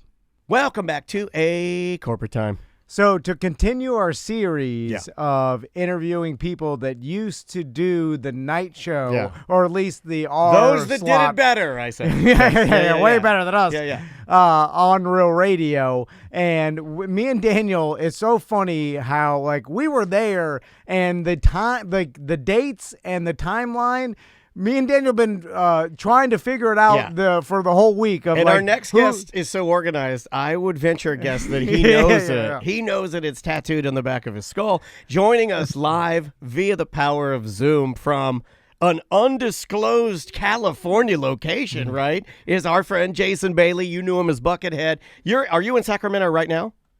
I'm in Roseville, California, Sacramento, California. We just moved out here We did a cross country trip, which I always wanted to do. Yeah. Late February into March, and finally the transition of my family getting out here full time just took place just a couple weeks ago. Congrats. So yeah, out here for good. That's really cool, man. Congratulations. For those of you that don't know, and I know we have I think our fifth biggest place that guys listen to us would be California. You can now listen to, is it The Bailey Show still? Is that, or did they change anything? Like, yeah, what is it now? And then we'll go backwards to you working at Real. Well, yeah. So the moniker of the BS, The Bailey Show, which used to be the Buckethead Show in Orlando, I dropped when I went to Atlanta. So for the past almost 10 years, it was just my name and then my co-host's name. Even though I wanted, his name started with an S, so I was like, well, why don't we use it? And he was so arrogant, he didn't want to do that. Whatever. So I always liked the moniker of the BS. And so I just launched a new logo, and I brought it when I took this job, which we can get into, because you guys were, when I got fired in 2021, you guys were the first that I reached out to because I wanted to do what you guys are doing. And you did it. You were doing it, or still are, or I don't know. Like, you were. I mean, it seemed like it was going pretty damn well for you, right? Yeah, we did it. I built a network, and I mean, really everything I did, I just copied what you guys did. I mean, all the advice that you gave me, it was like my Bible. And so, oh my God, don't believe in us. No, worse than God. This is more cockamamie than the real Bible. For your listeners, they're being very humble. What they've been able to accomplish is a feat that very few people can do, and a lot of radio / podcasters are trying to do. And it's not easy. It's a lot of work. And I learned that firsthand because it was really just me doing all the facets of the job. Sure, yeah. I mean, not that I didn't have help. Let's not get this twisted. But as far as the sales and the imaging, and I mean, like the stuff that you guys have very well organized, between both of y'all, I was kind of doing all that in Atlanta. And it's almost impossible to do that, I'll say. All by yourself. One person, and he was doing it. I mean, he hit me up. What about this? What about that thing? What about this thing? And you were... It's rough doing it by yourself. At least me and Daniel had each other. Yeah, we do. Yeah, well, I had my wife, and she wasn't much help with some. Well, she's got a career too. She's doing her thing. Oh, my wife would be like, "Figure it out yourself. This is your job." So it was going well, and I enjoyed it. I built a studio in my basement during the pandemic, and I used that, and I loved the room. I loved the house. I loved Atlanta. If I could have stayed at Atlanta, even doing radio, maybe not in the place that I was at because I was so miserable. But I just love the city, and I love the people. Yeah, it's a great spot. It's awesome, and so I had been offered a couple opportunities, but the main thing was my daughter graduating, and she just graduated this past spring. Congratulations, man. Yeah, I didn't want to leave while she was still in her senior year because that wouldn't have been fair. So I stayed there, and I did it, and I built it, and it was cash flow positive, and making some coin, and not what I was making in radio, but I was surviving and enjoying life. So it wasn't like I was poor by any stretch of the imagination. And then this opportunity came up at 98 Rock in Sacramento. This will be my second 98 Rock that I've worked at, and it's one of the last heritage rock stations in the country. They're a dying breed, unfortunately, and so the reason why I strongly entertained this, I don't want to come across as like, oh, I can pick and choose where I want to go. But I've reached a point in my life and my career where I never said that I always said I was never going to take another job that I could be miserable in. Like I had to prove myself. Right. They weren't excited for me to be there. I was like, I've done this for almost 30 years. Fuck that, I don't know if I'm cussing because you're fine. You're fine. You'll cut it out, but I like the emphasis. I like it's real. Leave it in. So a friend of mine from Atlanta who was a Cumulus corporate ended up coming to work for Odyssey, and he reached out to me and talked about a plan. and I've never had someone in radio talk to me about a plan. Yeah. I'm a plan guy, so then I met the big boss who oversees, Sacramento and San Francisco are, kind of two peas in a pod, very much like Orlando and Tampa. Sure. And so I just absolutely fell in love with her. She's so smart. She's like, to us, just to give you guys a kind of a comparison, a younger Linda Bird. Okay. Okay. Yeah, gotcha. Exactly the same mindset, same passion, demands attention, but is humble and cool. And I absolutely fell in love with her. I was like, and she's a mind woman as far as trying to understand the person versus all this other bullshit. So she was awesome. And so I took the gig and I came out here and I fell in love with the city. I absolutely fell in love with the city. The people in Sacramento remind me a lot of the Real Radio listener. I use this analogy a lot. I even use it on the air. Is the Real Radio listener in Orlando grew up with that station as a former Stern station, as a, they understood talk radio. Yeah. And we could go on the air and talk about real things. I mean, it was one big, real, honest conversation starting at 6 a.m., going all the way through 11 p.m. Yeah. And that's how the audience is here in Sacramento, because they're used to personality shows bookending in morning drive and afternoon drive. So it's a perfect fit for me. Yeah, so you get a little more freedom there to do, basically what you have been doing. It's a personality-driven with a sprinkling of rock. You guys are doing comedy. You're doing pop culture. You have two new guys on your show now, right? That how did you link up with your team? Well, we just announced we're moving to mornings, and so by the time people are listening to this, we'll be already in morning drive. Good Lord. Well congratulations. done. Well done. Yeah. You are our most successful radio guy. Yeah. Yeah. By the way, Daniel showed me what you sold your house for in Atlanta, and I go, did. what? Yeah, I did. I had to blow his shoes off. I was like, I thought radio didn't pay. Yeah, I had to That's show. why I left. I go, come in here. I was like, we should get back into radio. Actually, what I said, I looked at him and I go, you'll never be Buckethead, you peace sign. And then I said the S word. Sorry to bring up your business. Yeah. It's still available, by the way. That's what we're saying. It's beautiful. Holy crap. And it comes with a studio. I told him, let's liquidate everything we got. Still available. You got two houses. So, Jason, I want to talk to you about just rewinding a little bit, because we kind of themed this whole week out with people who did nights on Real Radio. It's just coincidental that he literally jumped to his new job and then did such a good job. He's jumping to the next level of the new job. And you didn't. We were trying to figure out how long, because it wasn't long you even did nights on Real Radio, and we were trying to figure out when, how'd that start. I know we did a chat with the Masters one time, but how'd you even get into Real Radio and doing the night show, then of course the afternoon show? So I ended up at Real Radio in 2009. Prior to that, and I'd always been with Clear Channel / iHeart, but I had moved to Tampa in 2006, and they were simulcasting my morning show there at 98 Rock in Tampa back to Orlando in afternoon drive at WJRR, where it was really where I kind of made a name for myself in the market by myself. As my own brand, coming from Doc and Johnny at XL. Yeah, I was that's what it part was. of that show. I knew that. I was like, where was he an intern? Where was he an intern? And I couldn't remember it. And because I'm old, Jason, and I was like, it had to have been Doc and Johnny. Which, again, you were starting with you went right from big giant show to big giant show to big giant. You just went right on large shows. Well, so I was at XL for 5 years, and then I ended up at JRR around 2001.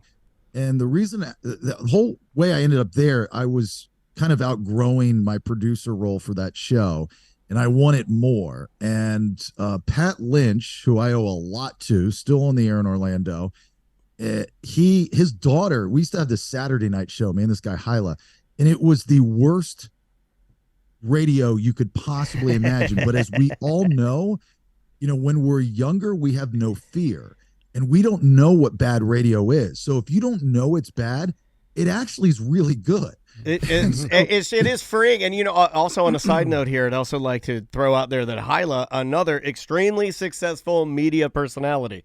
Like, if you look what Hyla's doing, he'll be like on a mountainside in Greece interviewing Will Smith. Like, seriously. And I'm like, why the hell is Hyla? No offense to Hyla, he'd be driving around in his little BMW 2002. I always see him leaving the parking lot, smoke pouring everywhere. How is he on the side of a mountain in Greece interviewing Will Smith? How did that even happen? I'm happy for him. Yeah, he just launched some thing for ADHD and some app. And he's always doing something, man. He's a hustler. He is a hustler. He's always been a hustler. So Pat Lynch's daughter used to, when she was younger, again going back to 2001, used to listen to the Saturday night show, and I guess like, Dad, you should hire him, kind of thing. What? So everything kind of worked out. They offered me the job when they transitioned to the Real Rock, New Rock Alternative, or was it Real Rock, New Rock Alternative, or whatever? Oh yeah, a lot of people don't know that we went through Real Radio went through a butt rock phase, where like anything but rock, like that's what it's from. Oh, okay. And then we were playing a lot of like your lawnmower rock on the weekends. Like we were doing like the lawn care guys. There's nothing against it. It's just lawnmower rock. Yeah, what is that? Like your Godsmacks. What it is. You need some Godsmack in there. You need some Disturbed in there. Seven Dust. You could, Seven Dust is lawnmower rock. Lawnmower rock, yeah. Yeah, you need something loud enough to get over your equipment. Oh, okay. That's where I think it came from. I invented that. But here's something pre-Tom at Real Radio, when we got into that, Doc and Johnny and the Monsters got into that little, 4th of July battle and stuff. Yeah. My career goal, when I learned about Real Radio, and it was that at that time, was I fell in love with the station. And I mean, this was going back to the late 90s. I said, I'm going to work there someday. So my whole career goal was to work at Real Radio and to have a talk show. Because when I was at JRR, I was doing a hybrid show of, good amount of music and doing whatever goofy, bits that I was doing. Sure. And when I went to Tampa, dropped some of the more music, and I'm doing more of a personality driven show. But it was when I was in Orlando before I went to Tampa, I figured it out, and my ratings were great. And I was number one in numerous demographics. And I go into our then operations manager's office, Chris Kampmeyer. And at that point in my career, I was always asking for, what did you think? What'd you think? Now I don't care. But it was like that. What did you think? Sure. And I go in there, and I'll never forget this. This was a changing point in my career. I said to him, I go, oh, God, the ratings are really, really good, Chris. I said, the show's doing really, really well. And in his goofy voice, which you do amazingly, he says to me, well, his exact words were, well, Jason, the music's hot right now. Well, the music, Jason, is hot right now. You gotta love that 7 Dust. You, Daniel, and Chris Cameron. Yeah. That's called taking the credit away. There really is. It is. Radio is one of the jobs where you can't think you did a great job, and you can go down the hall, and it happens a lot. It's happened to us. It's happened to Tom. It's happened to you probably 100 times, Jason, where you go down the hall and you tell them you think you did a good job, and there's another reason why the job was good other than you. That's because people love bad radio. like a passive aggressive. Yeah. It couldn't have been you. Of course not. I'm sorry, man. But I can understand. But you did it twice.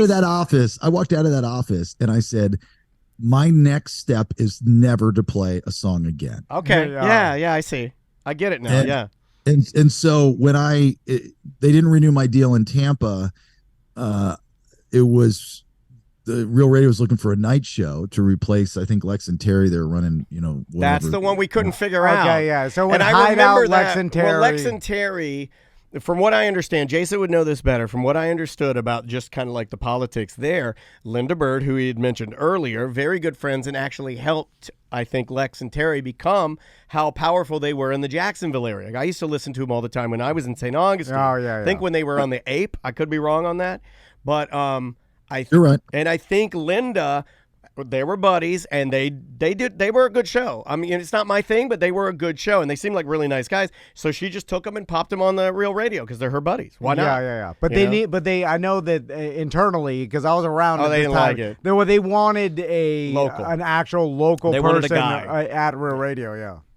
Orlando's never accepted syndicated shows, outside of Howard. So when any show that was syndicated, even if they knew him and it wasn't that far away, Orlando just never accepted it, or Orlando wanted local programming. So that opportunity came up, and it was between this is the story that I was told. It was between me and these two dudes, Jody and Scott, that used to work at the other rock station. Yeah. And there were some people in the decision making that wanted them and their style. And it was really Jim Phillips, who I had zero relationship with at the time, that said to the powers that be, why does this guy want to work in Orlando when he should be in Philadelphia? And so I'll never forget being told that. Whether it's true or not, I don't know. I'm assuming it was because of who told it to me. And like that, just when you have a guy like Jim Phillips that doesn't know you and he says something, and by the way, for those listening, that's a compliment because Philadelphia is a bigger market. Yeah, it's a big market. Yeah. I thought that, I was like, oh, this is awkward. He's telling you should go work somewhere else. Yeah. I forget about the big. Unless they say you should go to Philly and be in the Philly Fanatic costume, because you have no business being in radio. A gigantic market, obviously. How much bigger than Orlando? You know more about market size, but Philly is twice as big, 3 times as big as Orlando. 10. Yeah, Philadelphia's I believe it's a top 10 market. I think it is. And Orlando's like 32 now, I believe. Yeah. When I started, we were 38. So look where we've come. We've come a long way, baby. So, Virginia Slims. A huge difference in market size. 100%. But here's the thing: this is what I've learned after doing this all these years: is it doesn't matter. The only thing that matters is if you're happy. Sure. And you have to be happy with what you do. And in this business, especially, if, you're working with people and we're creative types. So we're a certain breed. So if we're going in to pitch an idea and the first response is no all the time and why you can't do things, it's toxic. You don't want to be around it. And, you don't want to be around people that don't work, that aren't passionate about what you're trying to accomplish. Radio people forget a lot of things. One, radio people think that they're celebrities. We're not. We're public figures that have a pretty cool job, that have a powerful reach, but paparazzi's not following us around. Easier to cheat on our wives, though. I'll say, if we want to. It's easier to keep a little something on the side because you always got some slam hogs chasing my car around Orlando. All these damn slam hogs chasing my car. There are some local radio slam hogs you could pick up. How are the slam hogs in Sacramento? Sacramento Slam Hogs, minor league team. Very, very tan. Yes, I love them tan. So, Jason, I'm curious. So when you got the nod and you came in at night, effectively checking off what he had said he was going to do, which I am a big fan of, willing something that I have yet to do it, but like you will something to happen. Also, it's funny how Jim Phillips kind of ties into a lot of these stories. He does. Like Drew's story. So, I think he's still pulling the strings. It's like he's in jail. Still like El Chapo. It's realer than that QAnon stuff. Like he is the guy pulling all the strings. Yeah, exactly. He's just sitting at the desk, just typing things out. So, Jason, how long did you do nights? Because that's where the timeline of these things are all fuzzy for me. We don't know anymore. I don't have an answer, but it's really easy to find out if you just Google radio hosts almost kills wife, because when that that's where the old bullet around the skull. Come on. That's what it happened. I mean, that's what happened. I remember getting a text that day, and I did not know what had happened, and I got a text from actually Brian Dickerman, and I was heading into the gym across the street from the Fashion Square Mall, and he says, he sent me a link or something, or he says, check this out. And then it shows the story, and he was like, enjoy middays, as a joke. Well, not as as a real joke. Right. And so I was like, oh God, usually you get gigs when people are fired or they quit or they retire, but I've never gotten one like this. And so the conversation was immediately, plan B. And that was, and me. the B stood for Bailey. Because when I was hired at Real Radio, there was talk of like, hey, we want to groom you. Jim Phillips was retiring. I mean, that was talked about for years, like who's going to fill in for him, who's going to fill in, who's going to go to afternoons. And so my understanding was I was going to be at Real Radio until, that happened and then go in there. Those plans all changed because of different circumstances. Yeah. So Jim Phillips was like the Tom Brady of radio. Everyone's just waiting for him to retire, but he keep winning Super Bowls. and then it was just waiting, So, Jason, and how long did you do middays for? Because that's blurry to me as well. Oh, I don't know the timeline. If I got there in 2000, I wasn't at Real for very long, I guess. So 2009 to 2013. And it was that last year where my show just imploded, which I take a lot of responsibility for. I was nowhere near as good of a show manager then as I was now. I had a huge chip on my shoulder, and the problem that I had then more than I have now, I'm not saying I don't have it now, but is that I am passionate and I'm a perfectionist. And I work all the time. I'm a 24/7, 365 guy. That's how I was raised in this business. That's how I was groomed in this business. I believe that you have to work hard in order to get whatever out of it. And if you're working with me and you don't work that way, I get very angry. Yeah. And Tom's so that way too. He's like, this guy's always yelling at us and screaming. Like he's banging on the door when you're trying to wipe your butt or something. He's like, come on, get out of here. I scream get to work, but then I'm like looking at fantasy football. Yeah. It doesn't really mean much. He was doing a happy birthday post for his son sitting in the lobby before we interviewed you. He was doing a happy birthday post for his son. It took 45 minutes. What is it? I get to work 45 slowly. minutes. Everything is hard work to me. Everything Tom does is artesian. So, but when I was on my way out in 2013, it was one of the biggest mistakes I've ever made in my life. Is I just left. I just disappeared. I just vanished. And I was so angry at the company. I was so angry at the people that I worked with. I was angry at management and for a bunch of different reasons, some rightfully so, but I was like, I'm out. And it kind of took them off guard because my contract was up and I had already been offered 2 other positions. And so the job that I was in Atlanta at the rock station, I was supposed to have then, but they couldn't pull the trigger. And then now I'm out of a job because we've already told Clear Channel that I'm leaving. Right. So in between there, CBS had reached out to me and asked me to do sports talk. Well, they gave me an option. They said, you can pick whatever market and do one of 2 formats because they didn't have that free FM anymore, that talk radio. They're like, you do sports. So I strategically took Atlanta, one, because I always wanted to go to Atlanta and live there and work there. Sure. And I took sports because I just started doing sports in Orlando, like with some fantasy stuff. I was like, I can do that. I'll bring my style to the sport. I can do that. Oh, no. That was the worst year of my life. That was so difficult. Yeah. Whoever does sports talk radio, it's crazy. Bless your heart. This guy, Tom loves it. Like Tom is a sport. I can't believe. That seems impossible to do because everybody is hanging on everything, scrutinizing every word. Every word. You get 1 yard wrong, and then they're mad.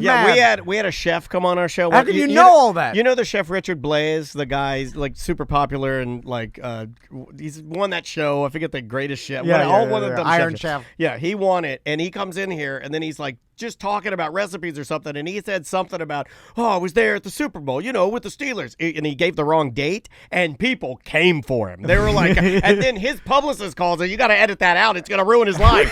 I'm like, he's a chef, for Christ's sake. These sports guys. The sports nerds. Sports nerds come, and they come a calling for you.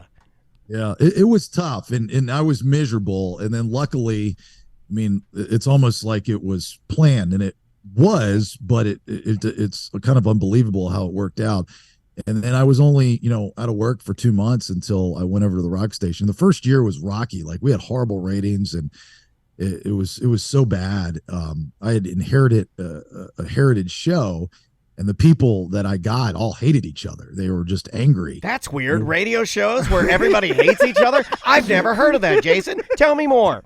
It was just so bad. Like, I was just kind of babysitting, and then finally the program director called me one day after the ratings came out and we were in 22nd place.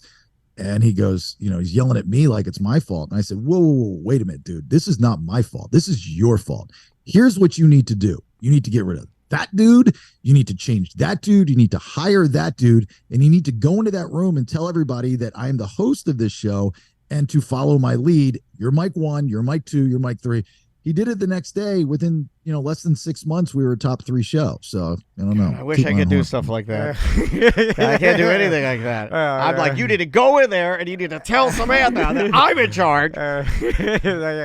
But I'll never forget my last day at Real. It was a Tuesday, and there was 45 minutes left in the show, and I didn't know if that was the last day. And to credit to Clear Channel, iHeart, they Friday was supposed to be my last day, but I wasn't ready, so they were very nice and gave me like this grace period.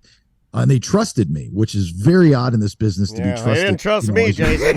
I must have crazier eyeballs. And I didn't know if it was my last day. So at 45 minutes, I'm booking a flight to Atlanta or go to Vegas because I was going to propose to my then girlfriend, wife, and then, booking a flight I was like, I'll go to Atlanta 2 days. I can find a place to live, and then we'll go to Vegas. Oh my God. It worked, believe it or not, but I don't know how it worked.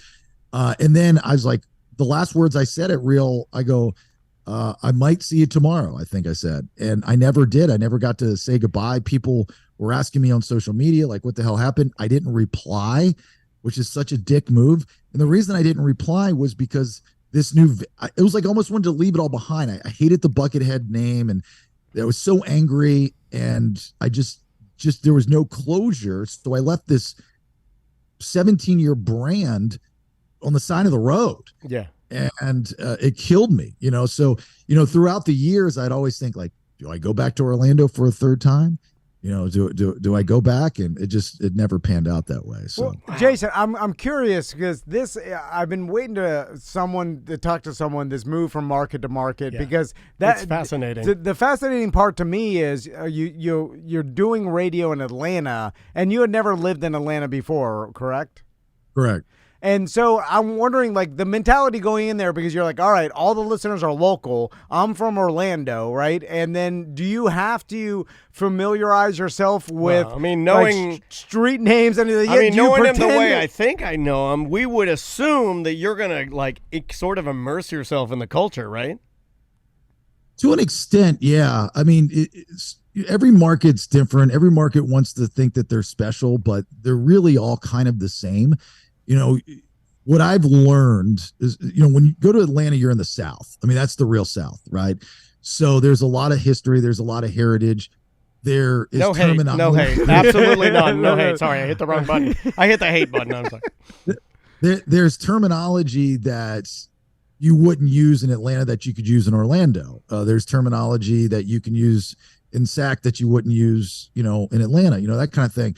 And you kind of learn that quickly. But it was really just figuring out, the audience. Like, what I've learned is if you're honest and, look, what is that? What is Dacula? Is that how you say it? Is it Dacula? Delaniga? I don't know. I just moved here. You're just questioning it. I just moved here. Yeah, questioning it with the audience Exactly. Like, don't yell at me, dude. I'm new to this party. Like, at least I'm not pretending that I know. Kissimmee, is that Kissimmee that no, it's Kissimmee, you dumbass. I just got here a day ago. What are you talking about? Right. Gotcha. So as long as you're honest, I'm going through the same thing here in SAC. There's places I have no idea. Do you get pushback, the normal, is that still around, the normal radio loyal pushback that you get from older people that come to know the show that maybe you're taking over for, and then that's a huge thing. Well, there's a segment of people that are like, what happened to the show? People hate change, you know? I mean, do you have to deal with that every time you go into a new place? Yeah, it's literally cliche. It's the I'm a fan of, I'm not listening, station's going downhill, I heard you're going bankrupt. Right. You have no radio. They know everything. I call them ass trolls. And okay, that works. Yeah, I like that. They think they know, but they don't know. But what usually happens is, within 6 months, you get if I had a nickel for every time I've heard this, it took me a while, but now I like you, or I didn't get it at first, but now I understand it. That goes for everything. It goes for a new show on Netflix. That goes for, a new guy that joins a basketball team, a baseball team, a football. It's life and how it is. You can't sweat it. I will say this though, when I made the announcement the other day about moving from afternoon drive to mornings. Yeah, this just happened, by the way. This is literally like, there's not even I looked for the press release before we recorded. It's not even out yet. No, it's not. And, that's another story in itself, but I think I might have jumped the gun on the announcement. Nonetheless, when I did it, we got an instant response from people. And so, because I was honest, I'm talking about the other shows, and not negatively, because I'm not the radio guy that hates other radio people just because you're in radio. I think that's stupid. We don't support each other enough. Like, dude, if you're getting paid to talk behind a microphone to put food on the table for your family, you're good. You're talented. You've got something. You're doing something right. I'm not no one should hate on that. Yeah. If you had success in a market for over 20 years, like this former morning show did, dude, hats off to you, man. I don't know you personally. You didn't kick my dog. I wish you nothing but the best of luck in your future endeavors, but it's a job.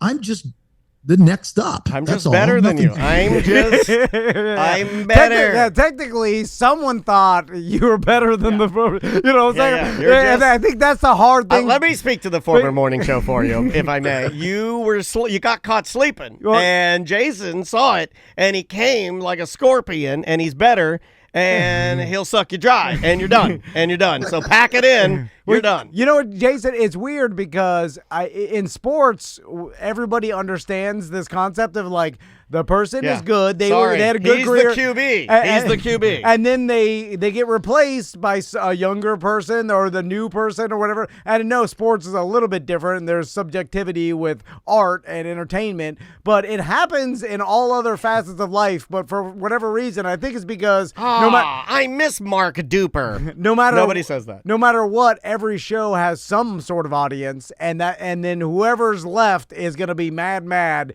when it changes. I get it, and I do it myself. It's human. It's human. But it's funny when it does change. That say that show goes on to a different radio station or like a podcast or whatever. The listener starts listening to the new show. Yeah. They don't follow him. It's like the Goodwill. It's like a hand-me-down. When we left radio, I remember telling people like, well, me and Daniel do a show. Like people would be like, I miss you, Drunky and Daniel. Yeah. And I'm like, well, we do a show. They're like, still miss you. All right. Well, what is it? Or like you could listen to the new show. They're like, see ya. It's weird psychology. And that's why you guys are an anomaly, and I always put you over. Thank you, man. We appreciate that. Ears are ringing or not, because you've done something that very few people have been able to do. Radio people, and I didn't realize this at one time, you're only as good as the station that you're on. There's very few shows that can go to another station and have the same success. And I think it's because people are just habitual. They have a ritual of, this is my station. You're part of. We're ruled by rituals, man. We are. And you guys, like I said, are an anomaly. You took your popularity and your brand from Real, and you started this podcast before podcasting was podcasting, and were able to not only bring your audience with you, train them, program them in this new technology at the time, 10 plus years ago when you guys started this, but keep them and grow it.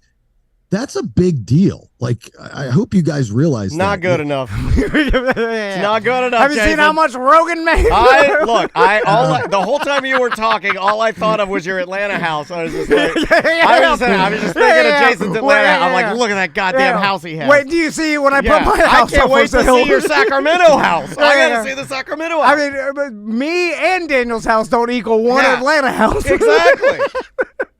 So, who's doing it right? Yeah, I live in a townhouse. I don't even have a blanket yard. It's like looking at a homeless man and being like, that guy's free. Well, he's living under a bridge. Anyway, I'm just joking. No, we appreciate that. We're not good with compliments. But I'm glad. Like, I knew. Like, let me give you one back. I knew for a fact if there's any one of my radio friends that is going to not be in radio for a split second, but then going to want to be back in radio, it's always you. And you always. Your level of connections and your level of knowing where you can go and navigating it is very much like my wife does that with her jobs, where it's always a step up. It's always a step up. It's always a step up. And look, I know that we're not for everybody. You know that your show's not for everybody. We all have come to terms with that. Nothing's for everybody. Nothing's for everybody. But I really admire your level of, like, you always know the next jump, and you always do it. And I don't know how you do that, but it's freaking amazing. Thank you. This one was tough. If I could give advice to anyone, if you don't have to move across the country, don't. Right. 6 pods later, in 3 months of flying back and forth on the red eye, and 5 dogs, transferring them over. God. And still, I mean, you see in the background here, if you're watching the video portion of this, you see I got my studio still not set up, and I've been here for 4 months now. So my OCD's it's driving me insane. But this was the right move. You go with your gut. You just got to feel it. Gene Simmons from Kiss. I remember listening to an interview he did one time. He said, "Every day, if you're not doing something to better your situation, then you've lost a day." So. And that's always been my mentality. And when I heard him say it, not like I worship Gene Simmons by any stretch of it, but I was like, that's common sense, dude. If you're not every day doing something small, hanging a freaking picture, going to the gym, doing something to better your situation, you've wasted a day on this earth. The greatest thing that Gene ever did to elevate his situation was that video of him where he just pulls his pants down and lays on the bed and has that hooker do the thing, and he's laying there with his big old black helmet head on, looks like Darth Vader with no pants on, laying on the bed. Jason, it's so awesome. It's the great. I got to go back and watch that video. Well. It's a testament, Jason, to because it's funny. We interviewed Drew, and he was talking about like someone called him for his opportunity in Tampa, and I'm thinking back, and then I was like, when I left radio after a decade. Nobody called me. I'm not joking. Not even one person even reached out in an email.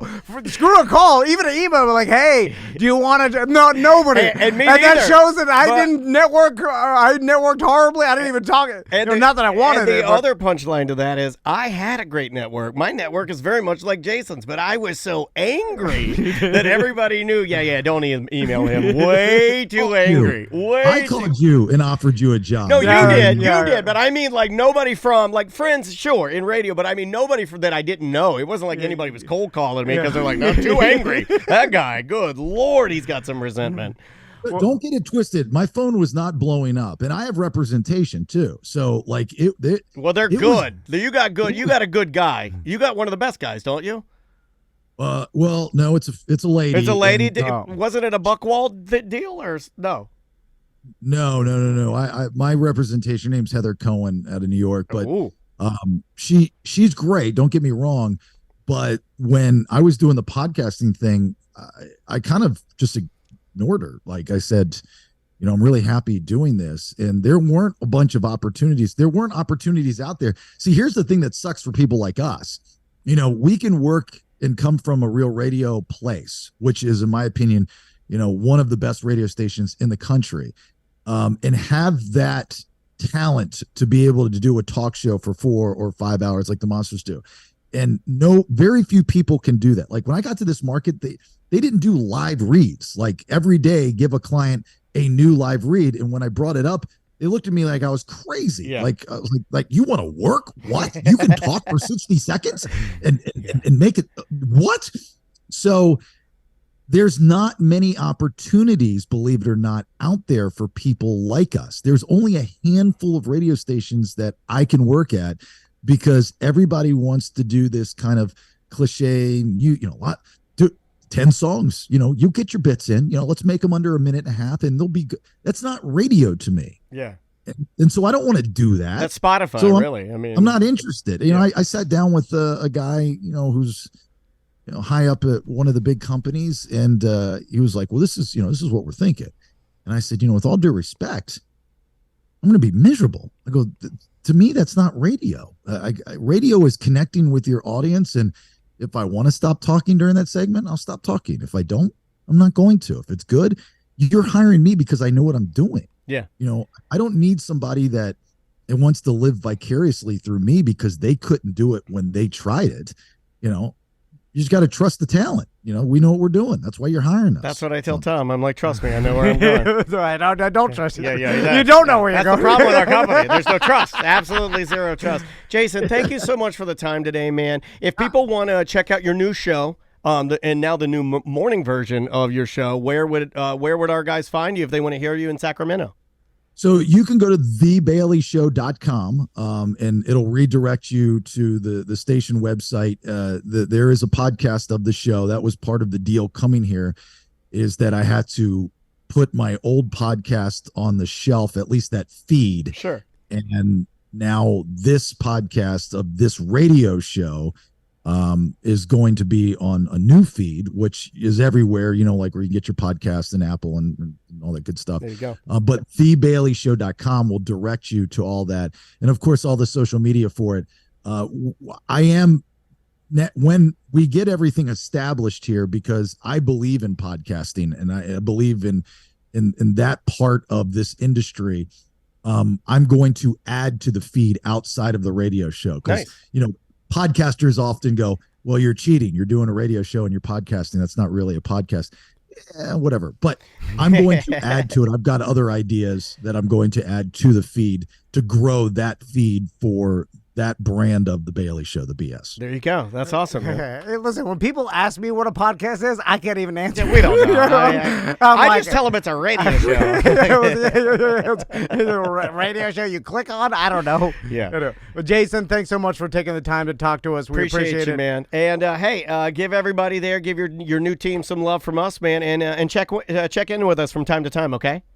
Definitely will. And if you go to Atlanta, that house is still for sale. You can stay there. There's just no furniture. Okay. I'm going in 2 weeks. I'll be squatting in your driveway.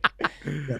Just let me know. I can open it from my phone and you can enjoy the house. There we go. I appreciate that, man. You and your family are sleeping on the floor. It's a bohemian. It's a bohemian style. Have a good one, man. We'll talk to you soon. All right, guys. Thanks. Cheers. See you, man. That is Jason Bailey Buckethead live from Sacramento. He lands on his feet. Oh, yeah. That man knows how to land. All right. We will see you tomorrow.